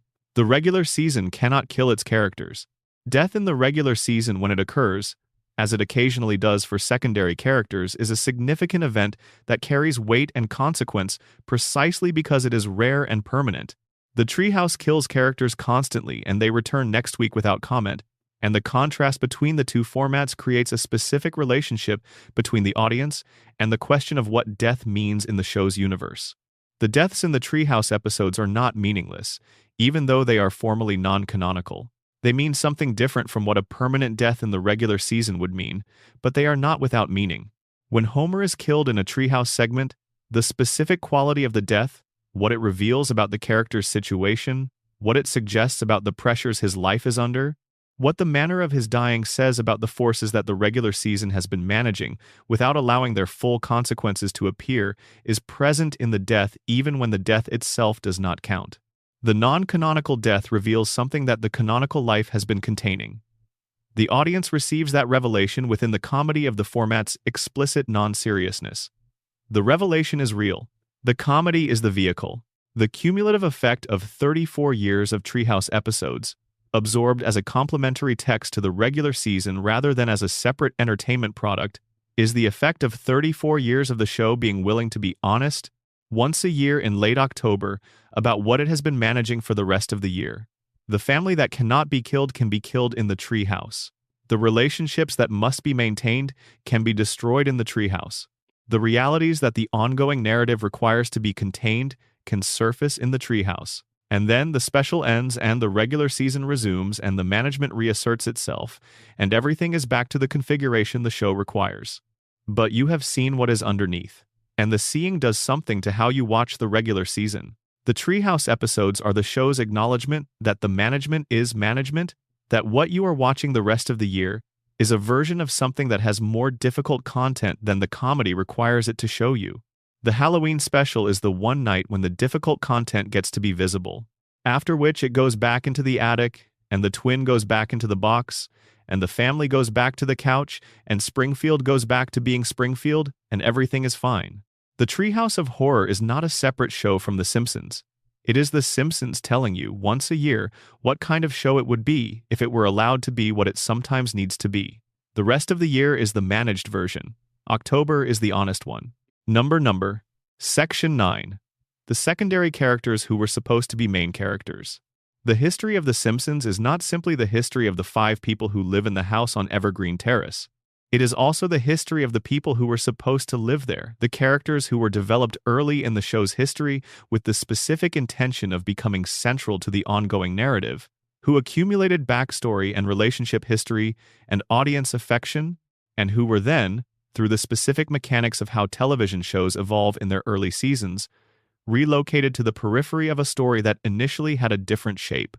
Understanding which characters were supposed to be main characters and why they ended up being something else requires understanding something about how The Simpsons was initially conceived and how its conception changed in response to what the show discovered about itself in its first few seasons. The show that was pitched and the show that evolved from the first season are not entirely the same show, and the gap between them is visible in the characters who exist in a kind of permanent secondary prominence, important enough that removing them would be felt, but not central enough that they drive the ongoing narrative in the way that the development stage suggested they might. Sideshow Bob is the most obvious and most thoroughly documented case of a character whose initial function was one thing and whose actual function became another. Bob was introduced as a supporting character for Krusty the Clown as the silent sidekick, the straight man to the clown, the professional second, who absorbs the chaos Krusty generates and maintains the show's basic functionality. He was played primarily as a visual gag in his earliest appearances. The enormous bouffant, the outsized feet, the general physical implausibility of a person who looks like that existing in the context they inhabit. He was background. He was Krusty's shadow. What the show discovered, primarily through Kelsey Grammer's voice work and through the specific episode in which Bob is revealed as the true villain behind the crimes Krusty was convicted of, was that the character contained something the background function had not been designed to accommodate. Bob is, as the show eventually and definitively established, one of the most genuinely literary characters in its universe, a man of real culture and real intelligence who has organized his considerable capabilities around the specific target of Bart Simpson with an obsessive intensity that is simultaneously absurd and genuinely threatening. The combination of genuine menace and operatic overreach, of real intelligence deployed in service of a project that is fundamentally impossible, of cultural sophistication applied to a vendetta against a 10-year-old. This combination is specific and strange, and it produced some of the show's most distinctive and most accomplished episodes. Bob was supposed to be a minor recurring presence, the villain of a single story who might return occasionally as a callback. He became, through the specific discovery of what his character contained, one of the show's most important ongoing elements. The episodes centered on him are among the most formally ambitious the show has ever produced. The Cape Fear episode, which is a direct parody of the Cape Fear remake, and which stages the tension between Bob's genuine menace and Bart's specific form of resourcefulness as a comedic thriller, is the episode most frequently cited as the most purely constructed of the entire classic period. It achieves its effects through comic timing that is calibrated to a degree that few episodes match. The ongoing relationship between Bob and Bart, and the specific comedy that relationship generates through the inversion of its expected power dynamic, in which the genius is consistently defeated by the 10-year-old, is one of the show's most precisely engineered ongoing comedic machines. Bob is better than Bart in every measurable dimension except the one that matters. He is smarter. He is more culturally accomplished. He is more strategically capable. He is more organized and more patient and more committed to his project. And none of it is enough, because Bart's specific combination of luck and instinct and the specific immunity that children in cartoon universes have to adult menace renders all of Bob's capabilities ultimately futile. The machine generates comedy from the gap between what Bob should be able to do and what he actually accomplishes, and the gap never closes, and the machine keeps running. What was lost by relocating Bob to the secondary position he actually occupies is harder to specify, because what he was supposed to be the minor recurring villain of a backstory about Krusty was clearly a less interesting thing than what he became. The relocation was a gain, not a loss. But it points to the broader category of characters whose function shifted in ways that were not always gains. Troy McClure was supposed to be a more substantial presence in the show's ongoing narrative than he became. The character, the washed-up actor who narrates informational films and whose connection to specific embarrassing career moments is always just over the horizon of the show's explicit acknowledgement accumulated. Through Phil Hartman's voice work, a personality that extended well, beyond any individual episode, McClure became a presence that the audience expected in contexts that required a specific kind of self-conscious showbiz grandiosity. He was the show's in-universe representative of a certain kind of American entertainment mythology, the has-been who carries himself as though the having-been is still happening, who exists in the permanent present tense of his own self-regard. The full weight of what was lost when Phil Hartman died became visible only after the loss. The specific combination of Hartman's vocal quality and the character's constructed self-confidence had created something the show could not simply recast or write around. Troy McClure disappeared from the show's universe after Hartman's death, and his absence created a specific vacancy in the show's register of celebrity self-parody that has never been filled. The characters developed as successors, the various figures who occupy adjacent territory, are fine in their own terms but do not generate the specific comic chemistry that Hartman's version had built. What Hartman brought to McClure was irreplaceable and is missed in the show's later seasons in ways that are not always consciously noticed but are felt in the absence. Lionel Hutz, Hartman's other major recurring character, had the same quality of irreplaceability. The incompetent lawyer whose confidence in his own competence is the defining feature of his character, who approaches the legal system with the specific combination of ignorance and self-assurance that the system somehow continues to accommodate, was scheduled for a more substantial, ongoing role in several storylines that were developed and then abandoned after Hartman's death. The show has, over the years, briefly attempted to fill the Hutz-shaped vacancy in its universe with other legally adjacent characters, and none of them have achieved the specific comedic weight that Hutz carried. Krusty the Clown is the character whose secondary status is most difficult to account for, because the original conception of the show included the possibility of a much more central Krusty role than he has ever actually occupied. Matt Groening has described in various interviews the original idea that Krusty was going to be revealed at some point in the show's early run as Homer's alter ego, that the clown and Homer were the same person, that Bart idolized the clown persona while barely tolerating the domestic reality of his actual father. This idea was abandoned before the show went to series, but its traces are visible in the specific parallel the show occasionally draws between Krusty's domestic failures and Homer's, between the dysfunction of Krusty's professional life and the dysfunction of Homer's domestic one. What survived the abandoned alter ego concept is a Krusty who is simultaneously the most fully documented show business figure in the show's universe and a character whose show business status is itself the primary source of his loneliness and disconnection. Krusty performs. Krusty has been performing his entire visible life. The specific emptiness behind the performance, the gambling addiction, the failed marriages, the estranged daughter, the health issues, the relationship with his faith that has never been fully resolved is the portrait of a man who found his identity in entertainment at the expense of every other form of identity that might have been available to him, and who cannot now access those other forms because the entertainment has been the whole thing for too long. The estranged daughter storyline, the episode in which Krusty's daughter Sophie appears and Krusty must navigate a relationship with a child he has not been present for, is the most direct expression of what Krusty might have been as a central character. The episode is genuinely moving in ways that the standard Krusty comedy episodes are not, because it places his specific form of emptiness in a context where something real is at stake. He wants to know his daughter. He wants to be adequate to the moment in a way he has not been adequate to most moments of his life. The wanting is real and the inadequacy is real, and the episode holds both of them without fully resolving the tension between them. That holding, that willingness to let the character be insufficient and to let the insufficiency matter, is the best expression of what a more central Krusty might have provided the show across its run. The ensemble of secondary characters who were supposed to have more central roles forms a portrait of a show that was, in its earliest conception, imagining a somewhat different kind of Springfield than the one it ended up building. The Springfield it built is better for the specific discovery of what Homer and the family could carry. But the traces of the other Springfield, the one with a more elaborated Krusty, a more narrative central Bob, a living Hartman providing ongoing support for the show's satirical ambitions, are visible in the characters who stand just off-center in every crowd scene, carrying more history than their current function fully uses. Barney Gumble is perhaps the saddest case in this category, the character whose original conception included a fuller version of his life that the show has never fully told. Barney was a prodigy. This is established within the show's mythology. He was a high-achieving student whose trajectory towards something larger than Springfield was interrupted by a specific encounter with Homer Simpson and a specific beer at a specific moment in his adolescent life.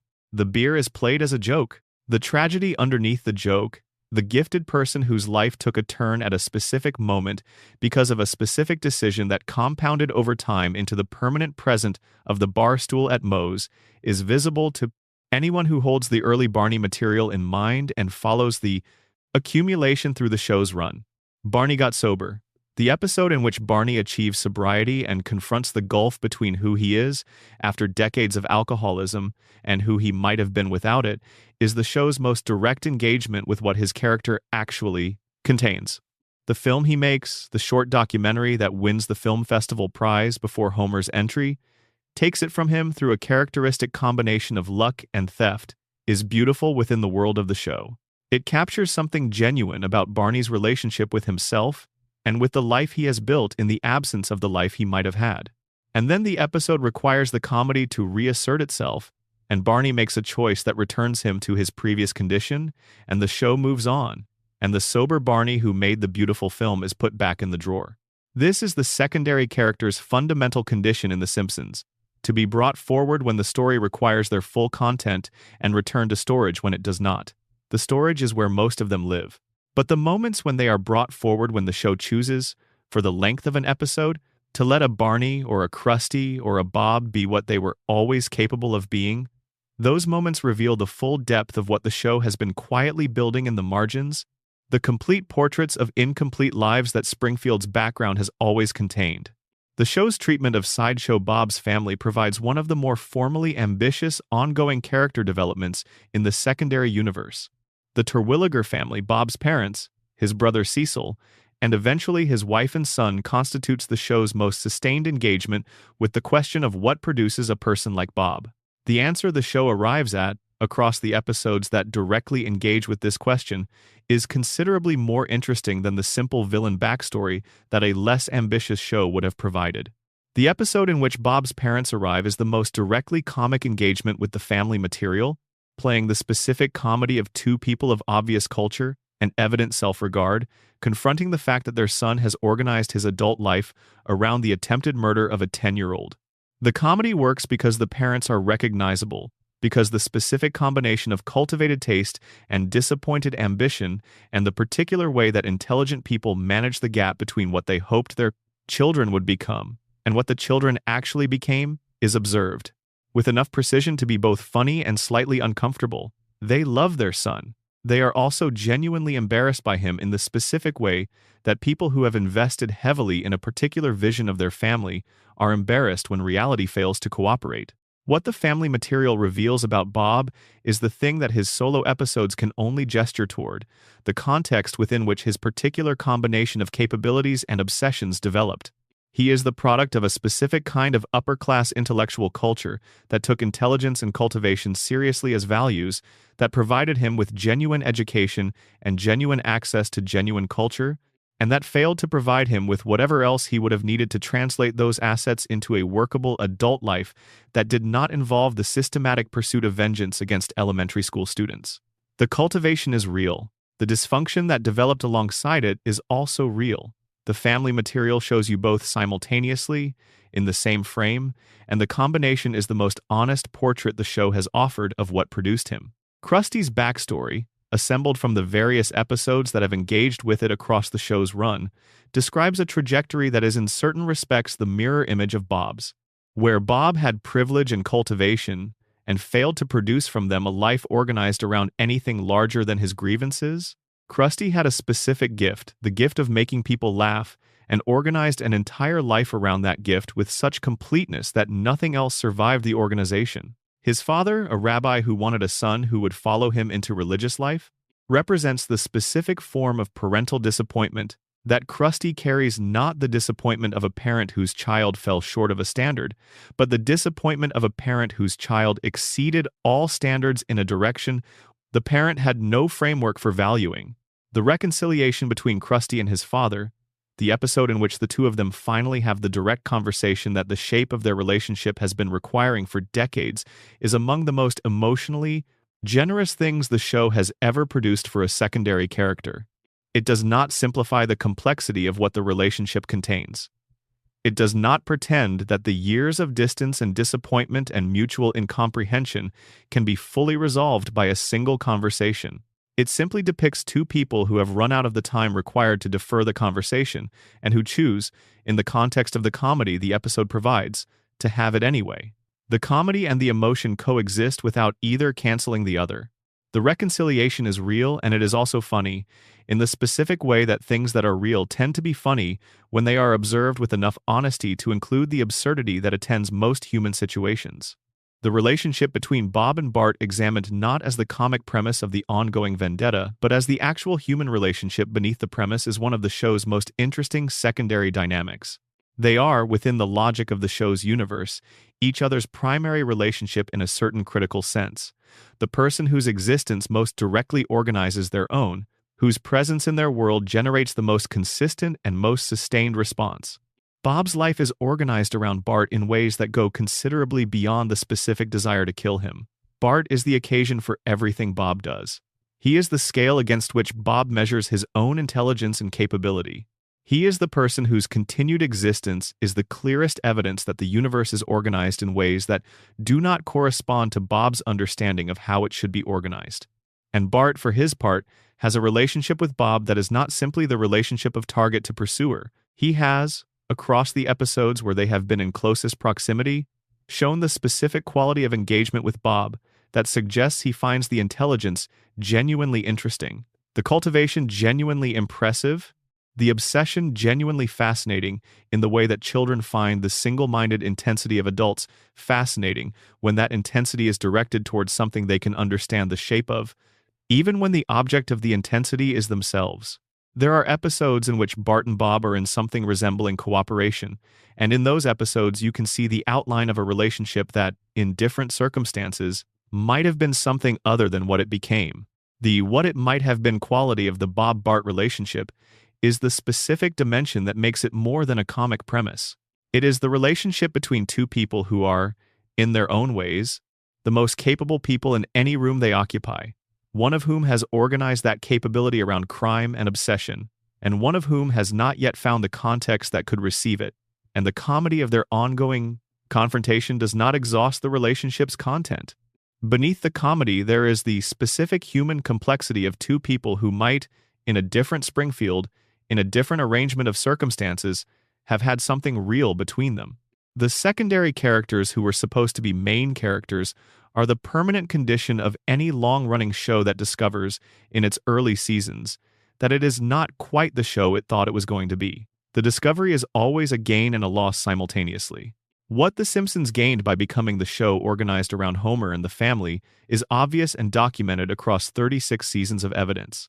What it lost the fuller Krusty, the living Hartman, the more central Bob, the complete Barney is harder to specify, but visible in the specific vacancies these characters occupy in the show's ongoing universe.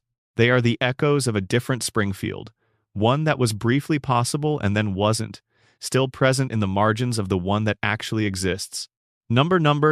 Section 10. Springfield's hidden geography and the town that shouldn't exist. Springfield does not exist on any map. This is the starting point, and also the ending point, and also, if you follow the logic far enough, the most revealing thing about the show that has been running for 36 years inside its borders. The town has been placed in every region of the United States across its various episodes. It has been given geographic features that are mutually incompatible if they are assumed to exist within the space of an actual American state. It has been assigned zip codes and area codes that, when examined, point to different states than the context of the episode suggests. The show has been actively, deliberately, consistently refusing to let Springfield be pinned to any specific location for the entirety of its run. And the question worth asking is not which state Springfield is really in. The question worth asking is why the show has worked so hard to prevent that question from having an answer.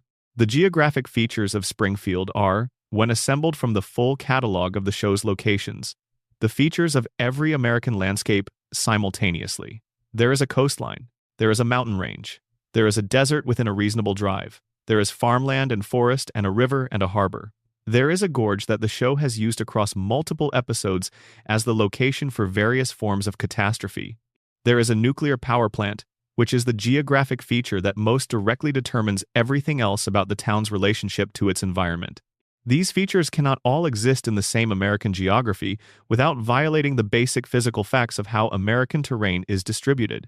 No state has mountains and a coastline and a desert and farmland, all within the distance that the show's characters travel between those locations. The standard explanation is that Springfield is intentionally universal, designed to be recognizable to viewers across the full range of American regional identities by containing features of every American regional landscape, rather than committing to the specific features of any one.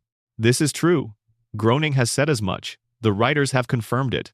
The design philosophy of the town is built around the aspiration to be any American town rather than a specific American town, and the geographic specificity of a real location would undermine that aspiration in ways the show has been careful to avoid. But there is something more interesting than the universality argument in Springfield's geographic impossibility, and it requires looking at what the impossible geography does within the logic of the show's world, rather than simply at the production decision that created it. Springfield's geography shifts. This is not simply a matter of the show's geography being vague enough that different episodes can place Springfield in different regional contexts without visible contradiction. The geography actively changes across episodes in ways that are not simply vague. Coastlines appear and disappear. Mountain ranges are present in some episodes and absent in others. The distance from Springfield to the nearest major city varies so dramatically across the show's run that no fixed spatial logic could account for it. Springfield's geography is not simply undefined. It is definitively, consistently, actively unstable. Apply the coma theory here. If everything since April of 1993 is Homer's dream, then Springfield's geographic instability makes complete and immediate sense. Dreams do not have consistent geography. A dreaming mind does not maintain the spatial logic of a real place across the duration of the dream. It assembles environments from fragments from memories of places visited and images absorbed from media and spatial impressions that the waking experience never organized into a coherent map. Homer's Springfield is built from his accumulated impressions of American landscape, and those impressions are organized by emotional logic rather than geographic logic. The coastline appears when the story requires a coast. The mountains appear when the story requires a climb. The desert appears when the isolation of the desert serves the dream's current concern. The geography is responsive to the dream's needs rather than consistent with its own physical rules. This is exactly what dream geography does. Apply the radiation theory. If the nuclear power plant's contamination has altered the biological reality of Springfield's residents in the ways the theory proposes mutated their bodies, compromised their cognition, altered their cellular biology in ways that make them fundamentally different from people outside the contamination zone, why should the contamination's effects be limited to biological systems? The same forces that turned fish in the river into three-eyed mutations might, if you follow the logic to its extreme, have warped the physical geography of the region in ways that are not visible to the people inside the contamination because they have no baseline for comparison. Springfield's geography is impossible because Springfield's geography has been altered by the same forces that altered Springfield's residents. The town is as mutated as the people who live in it. Apply the collective denial theory from the principal and the pauper. If Springfield maintains its reality through consensus, through the active, collective agreement of its residents to accept the agreed-upon version of events and to discard the contradictory evidence, then Springfield's geographic instability is not a problem the residents experience as a problem. The town has coastline when it needs coastline, and mountains when it needs mountains, because the residents have agreed to accept whatever geographic context the current situation requires. The mechanism that allows them to forget the dome and the safety violations and the three-eyed fish allows them equally to accept that the coastline that was not there last month is there this month. Collective denial is a comprehensive solution. It resolves all contradictions, including the geographic ones. The legal dimension of Springfield's geographic instability is the one that the show has never made explicit, but which follows from the logic of the situation, with enough clarity to deserve acknowledgement. A nuclear power plant with 342 safety violations is subject to federal environmental regulation. The EPA has jurisdiction over the contamination it produces. The state in which it operates has regulatory authority over its operations. Multiple federal and state agencies have overlapping jurisdiction over the specific combination of environmental, safety, and public health failures that the plant represents. Any one of those agencies, operating with adequate information and adequate political will, could shut the plant down. But the jurisdiction of those agencies depends on knowing where the plant is. The EPA cannot exercise jurisdiction over a facility in Ohio if the facility is actually in Nevada. The State Attorney General of Maine cannot prosecute violations at a plant that is, in the next episode, established to be in Kentucky. The regulatory capture that Burns has achieved over Springfield's local institutions does not automatically extend to the federal agencies, whose jurisdiction is determined by geography rather than by local political influence. What protects the plant from federal oversight, in part, is that the federal agencies cannot establish consistent jurisdiction because the state the plant is in keeps changing. Springfield's geographic instability is the show's most sophisticated joke about regulatory capture. The plant avoids federal oversight, not by corrupting federal agencies, but by making it impossible for federal agencies to determine which of them has the relevant authority. The episode in which the EPA seals Springfield under a glass dome is the most direct acknowledgement of the federal dimension of Springfield's contamination crisis. The EPA acts. The dome goes up. The contamination is contained meaning walled in with the population rather than cleaned up, which is the specific form of containment the episode's dark humor is working with. But the EPA's ability to take this action required the contamination to reach a threshold level that triggered federal intervention in a way that the ongoing management of the situation, through whatever combination of local corruption and geographic uncertainty and institutional inertia, had been preventing intervention up to that point, could no longer prevent. The dome is the moment when Springfield's geographic invisibility fails. When the contamination is bad enough, the geography stops mattering. The federal government does not need to know which state Springfield is in to decide that the contamination requires physical containment. It needs to know where the contamination is, and the contamination is where the people are, and the people are in Springfield, wherever Springfield happens to be this week. The dome solves the jurisdiction problem by replacing it with a containment problem. What stays with you, after the full examination of Springfield's geographic impossibility, is not the cleverness of the production choice, or the sophistication of the legal observation, or the specific fit between the geographic instability and the various theories about Springfield's nature. What stays with you is the simpler and stranger truth that the place where these specific people have been living for 36 years, the place where Homer works, and Marge cooks, and Bart rides his skateboard, and Lisa plays her saxophone, and Maggie watches everything from behind her pacifier, is a place that cannot be found on any map. Not because the writers haven't decided where it is, because the decision was made, very early on, that finding it would reduce it. That a Springfield you could visit in principle is a smaller thing than a Springfield that might be anywhere. That the mystery of its location is itself a form of protection, a way of preserving the thing that makes it matter. Springfield is everywhere you grew up. It is the town on the edge of everywhere and the center of nothing. The specific nowhere that feels like somewhere to everyone who has ever lived inside a community that the broader world has never quite noticed. The people who live there are your neighbors and your parents and your teachers and your coworkers and the person you see every morning at the gas station who you have been seeing every morning at the gas station for 20 years. You know them the way you know the people in your own town, not with the comprehensive knowledge that biography provides, but with the specific, partial, accumulated knowledge of presence. You know them because they have been there, because they keep showing up, and the town keeps existing, not on any map that anyone has been able to confirm, not in any state that has remained consistent across any measurable span of the show's run, not in any specific geography that holds its shape from episode to episode, but it keeps existing in the specific place where it has always existed, which is the place between the idea of an American town and the experience of living in one. That place does not have a zip code. But you know where it is. You have always known where it is.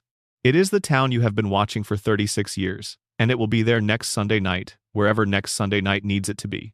The specific clues the show has distributed across its run about Springfield's location, the moments when the show appears to be providing genuine geographic information before pulling it back, are worth examining. Individually, because the pattern they form when examined together is more deliberate than random. The show has been precise in its imprecision. The contradictions are not careless. They are engineered. The area code established for Springfield in certain episodes, 636, is a real area code in Missouri.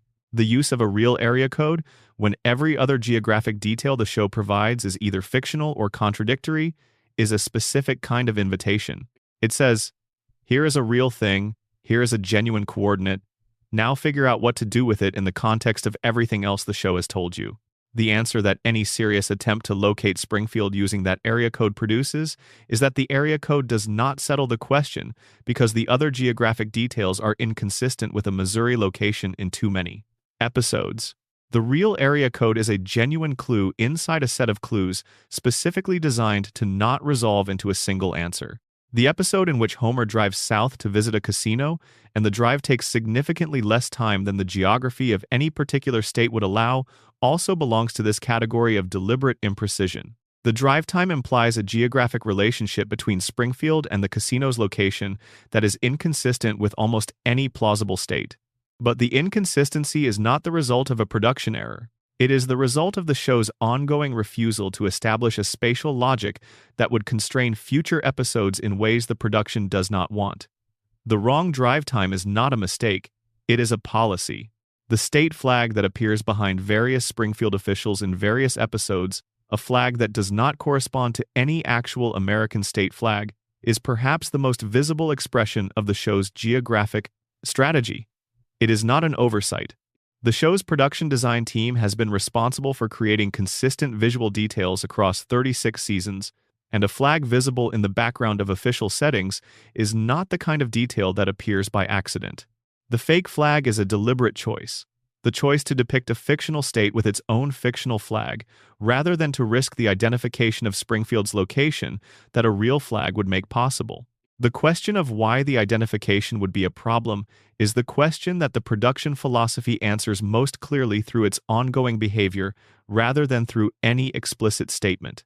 A Springfield in a specific state is a Springfield that can be compared against the real conditions of that state, that can be measured against the actual geographic, demographic, and political features of an identifiable American place. A Springfield that can be compared against reality is a Springfield that the satire must be more careful about, because the comparison creates the possibility of correction of someone in that state, saying that Springfield does not actually represent conditions there, that the show is wrong about what the place looks like, and what the people are like, and what the economy does to them. The universal Springfield is not subject to this form of correction. It cannot be wrong about a specific place, because it is not a specific place. It is all places, and the claim to represent all places simultaneously is more robust against local counter-evidence than any claim to represent a specific one. The fan communities that have attempted to definitively locate Springfield, the online discussions, the maps, the compilations of geographic clues have produced every imaginable answer without converging on any of them. Every proposed location has evidence for it, and evidence against it. Oregon has Groening's explicit endorsement and numerous subsequent contradictions. Missouri has the area code and geography that does not fit. Nevada has certain climate-adjacent episodes and coastline-adjacent episodes that are incompatible with each other. Texas has been proposed. Kentucky has been proposed. Illinois has been proposed. The show has produced enough plausible evidence for enough different locations that the fan communities have largely arrived at the same conclusion the show intended. The question cannot be answered because the show has not left an answer to find. What the fan communities have produced, in the process of their sustained and largely fruitless investigation, is something more interesting than a location. They have produced a map of American landscape that contains all of the features that Springfield has been shown to possess: coastlines and mountains and deserts and farmland and gorges and rivers and harbors arranged against each other in the specific configuration that Springfield's episodes establish. And the result is a geography that does not exist in the real United States, but that contains, assembled from real American features, everything that an American town would need to be the town that Springfield's characters inhabit. It is the American landscape assembled by the logic of Springfield's needs rather than by the logic of physical geography, and it is, in its own way, the most honest representation of what the show has been building across 36 years. Not a real place. All real places. the specific everywhere that belongs to no particular somewhere. The show will never tell you where Springfield is. Not because the writers have not decided. Groening has said he chose Oregon, and the choice was real even if the show did not honor it, but because the telling would reduce what the not telling preserves. A Springfield with a location is a Springfield that can be visited or dismissed or claimed by someone. A Springfield without a location belongs to everyone who has ever grown up in a town that the rest of the country did not particularly notice, which is most of America. Which is the point. Springfield's geographic mystery is not the show being coy. It is the show protecting the thing that makes Springfield matter to the people it matters to, which is the specific form of recognition that comes from seeing your town depicted without the displacement of seeing it located somewhere else. Your Springfield might be in Ohio. It might be in Idaho. It might be in a part of the country that nobody famous is from and nobody famous is going to. But it has a nuclear power plant nearby, and a bar where the same people have been drinking for 20 years, and a school that is doing its best with what it has, and a neighbor who is nicer than you deserve, and a family that is more complicated than you know how to describe to people who are not in it.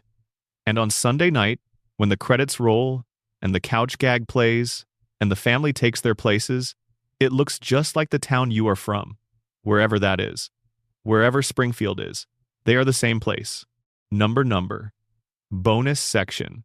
The show's relationship with its own decline and why it still matters. There is a conversation about The Simpsons that has been happening continuously for approximately 25 years, and that shows no particular sign of ending. The conversation is about quality. Specifically, about the gap between the quality of the classic period, the first 8 or 9 or 10 seasons, depending on where the individual participant in the conversation draws the line, and the quality of every season that has followed.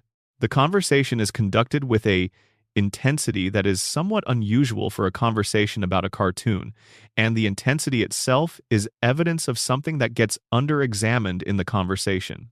The depth of the investment that the show's audience made in it during the classic period, and the specific form of disappointment that depth of investment produces when the thing invested in changes in ways the investor did not anticipate or want. The show got worse.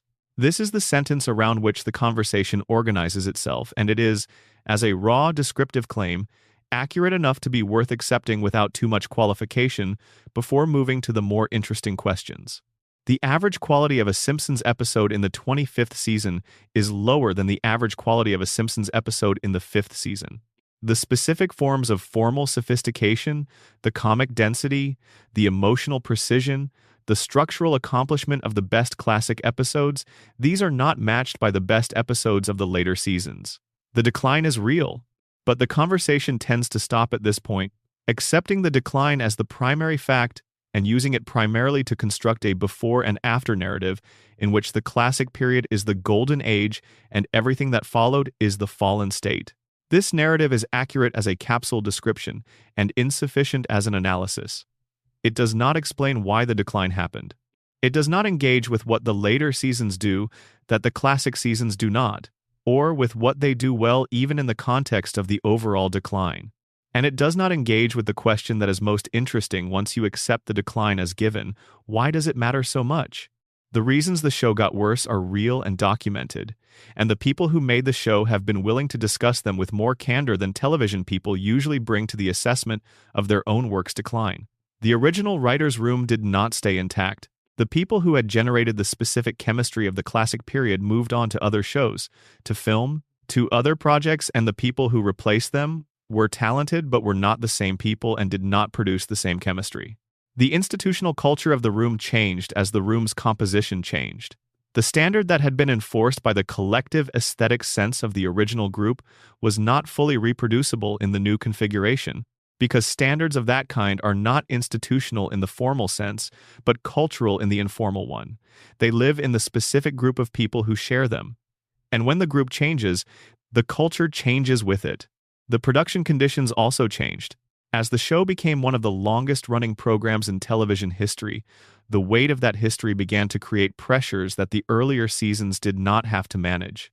The show had established characters with extensive documented histories, and the management of those histories, the need to be consistent with decades of established continuity, while also generating new stories that felt fresh, became increasingly constraining. The solutions the show developed for managing this constraint, the floating timeline, the increasingly surreal escalation of plots, the greater reliance on celebrity appearances and pop culture references as alternatives to the internal comedy generation of the classic period were workable solutions that each carried their own costs.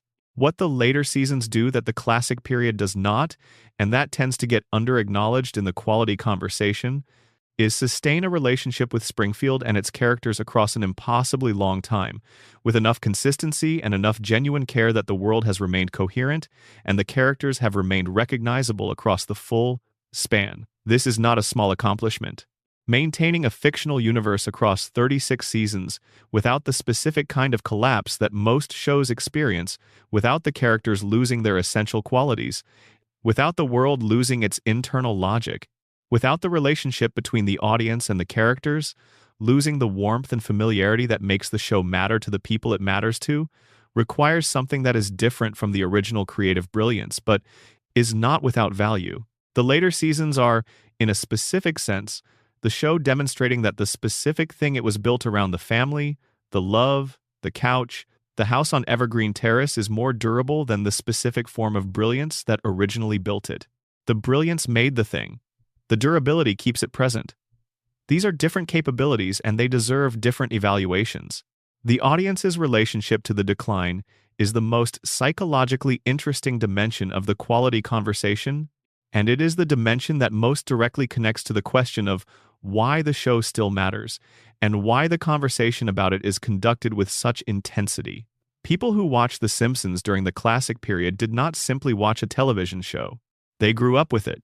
The specific combination of developmental phase and cultural moment, and family context and social context in which the classic period was experienced, produced a relationship between the audience and the show that is not primarily aesthetic, but emotional, not primarily about the quality of the jokes, but about who you were when you heard them first.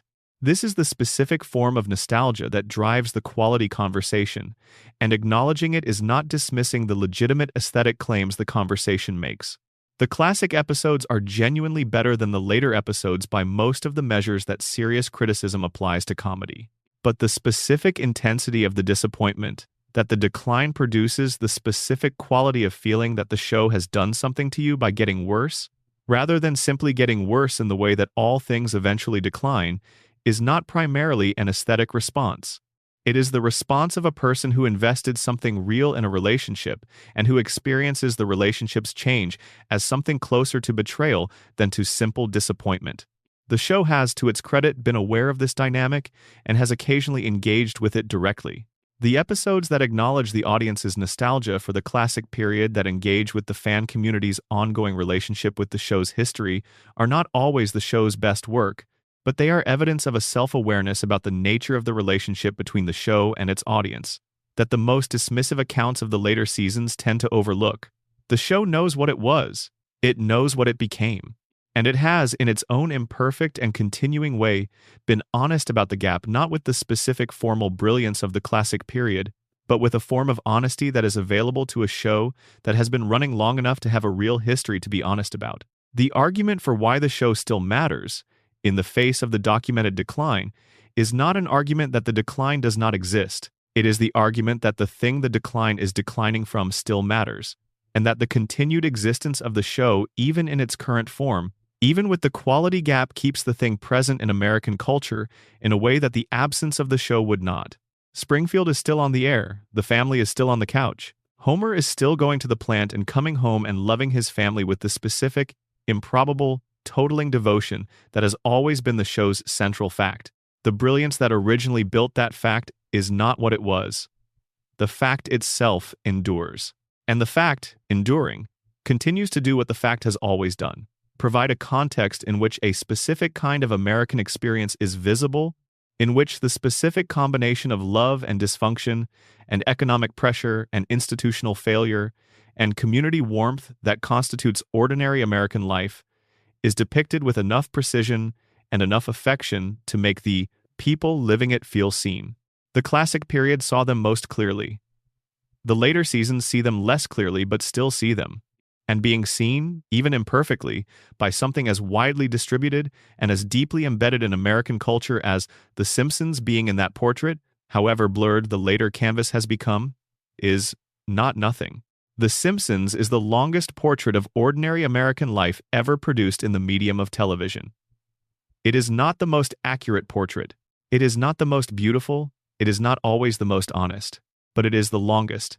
And the length is itself a kind of truth, the truth that this is what the medium committed to, for 36 years, as its image of what American family life looks like, and what it costs, and what it contains, and what makes it, despite everything, worth the trouble of showing up for. Every Sunday night for 36 years, the same family in the same house, the same couch, the same opening credits, the same love underneath the same chaos, the same Springfield, impossible and everywhere and home. The conversation about the decline will continue. It should continue. The aesthetic claims are real and the emotional investment that drives them is real, and the conversation is itself evidence of the depth of the relationship between the show and the people who grew up with it. But the conversation should also include this. The thing that is declining has been worth declining from. The standard that the later seasons failed to meet was set by something that was genuinely extraordinary, and the failure to meet an extraordinary standard is a different thing from simple failure. The Simpsons in its decline is still The Simpsons. And The Simpsons, even declining, even imperfect, even 36 years into a run that has outlasted the specific genius that originally generated it, is still the most sustained and most widely shared portrait of American family life that the medium of television has ever produced. That is what it is. That is what it has always been. And that is why, even now, even knowing what we know about the quality gap and the writer's room changes and the floating timeline contradictions and the celebrity excess and all the other specific ways the later seasons fail to match the standard, the classic, period set, even knowing all of that, you still watch. You still go back. You still, on some Sunday night when the week has been long and the world has been heavy, put on an episode from the 4th season or the 5th or the 8th, and you sit down and the music plays, and the family takes their places, and Springfield is there, as it has always been, as it will always be, home. Number closing. There is something worth saying about the specific experience of spending a long time with Springfield, of having watched this show across years, maybe across decades, in the specific way that television shows that run long enough become part of the texture of your own timeline. The episodes from the early seasons are not simply old episodes.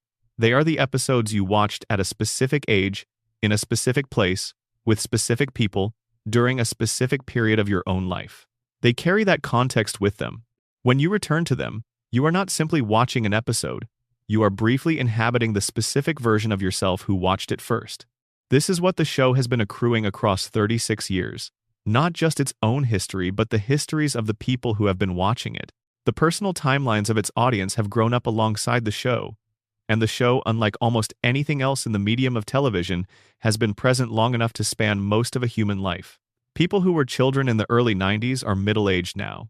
Their relationship with the show spans most of their conscious lives. The couch gag they watched at 10 and the couch gag they watched last Sunday are the same couch gag, and the gap between those viewings contains most of what has happened to them. That is the specific form of cultural intimacy that 36 years of continuous existence produces, and it is something that no other show in the medium has had the opportunity to accumulate. The Simpsons is not simply a television show. It is a temporal marker, a recurring fixed point in the timeline of everyone who has watched it long enough. And what it marks at each recurrence is both the continuity of the show, the same family, the same house, the same couch, the same love, and the change in the person watching it. The show stays the same. You get older. The gap between those two facts is where 36 years of meaning live. You have just spent 4 hours in Springfield. Not literally, of course. Time in Springfield does not work the way time in the real world works, and the people you spent it with will not look any older the next time you see them than they did the last time. Bart is still 10, Lisa is still 8, Homer is still stumbling through the door from a day at the plant with a head full of radiation and a heart full of something that functions, in its own improbable way, as love. Marge is still patient in the specific way that patience looks when it is a choice being made again every day, rather than a condition being endured. And Maggie is still watching. still waiting, still carrying, behind those enormous eyes and that steady pacifier, the weight of everything she has decided not to say yet. What we found in Springfield, across these 10 sections and this accumulated run of examination and observation and connection drawing, is not a single answer to a single question. It is a portrait. A portrait of a specific kind of American community at a specific moment in American history, the moment that began in 1989 and has somehow persisted without aging through every year since. A portrait of a family that should not have lasted and has lasted anyway, held together by two forms of love that are different in kind but consistent in their refusal to give up on each other. A portrait of the people in the margins of someone else's story, who have been quietly, persistently, patiently building lives in the background of every crowd scene, carrying more history and more longing and more specific human weight than any individual episode makes fully visible. Springfield is not a perfect town. The fish have 3 eyes. The power plant has been leaking for decades. The economy is a closed loop that distributes most of its costs to the people least equipped to absorb them. The institutions are captured by the person with the most resources to capture them. The collective memory is managed in the direction of convenient forgetting. The most honest people in town are exiled by railroad car. And the one man who has been glowing in the dark for a century continues to run everything, kept alive by weekly radiation treatments and an assistant whose devotion is the only thing standing between the empire and its end. But inside all of that, inside the contamination and the corruption and the impossible floating timeline and the geographic instability and the collective amnesia and the missing mothers and the suppressed intelligences and the people being quietly used up by the things they depend on, inside all of that, a family sits on a couch on a Sunday night and the screen flickers and the music plays and they are together, still together. After everything that has happened and everything that keeps happening and everything the loop generates and resets and generates again, together. That is what the show has been about since the first episode. It is what it will be about in the last one, whenever the last one comes. Everything else, the theories and the mysteries and the buried storylines and the predictions and the background characters and the economic structures and the celebrity appearances and the Halloween specials and the characters who were supposed to be something else in the town that cannot be. Located on any map, all of it is the context in which the one true thing happens. The family, the house, the couch, the specific, improbable, 36-year-long insistence that this is worth something. That the everyday disasters of an ordinary family in an impossible town in an unfindable state deserve 4 hours of our attention and our care. The specific reason the show's quality conversation generates so much more heat than the equivalent conversations about other long-running shows is this. People who watched The Simpsons during the classic period did not simply watch a television show that was very good and then became less good.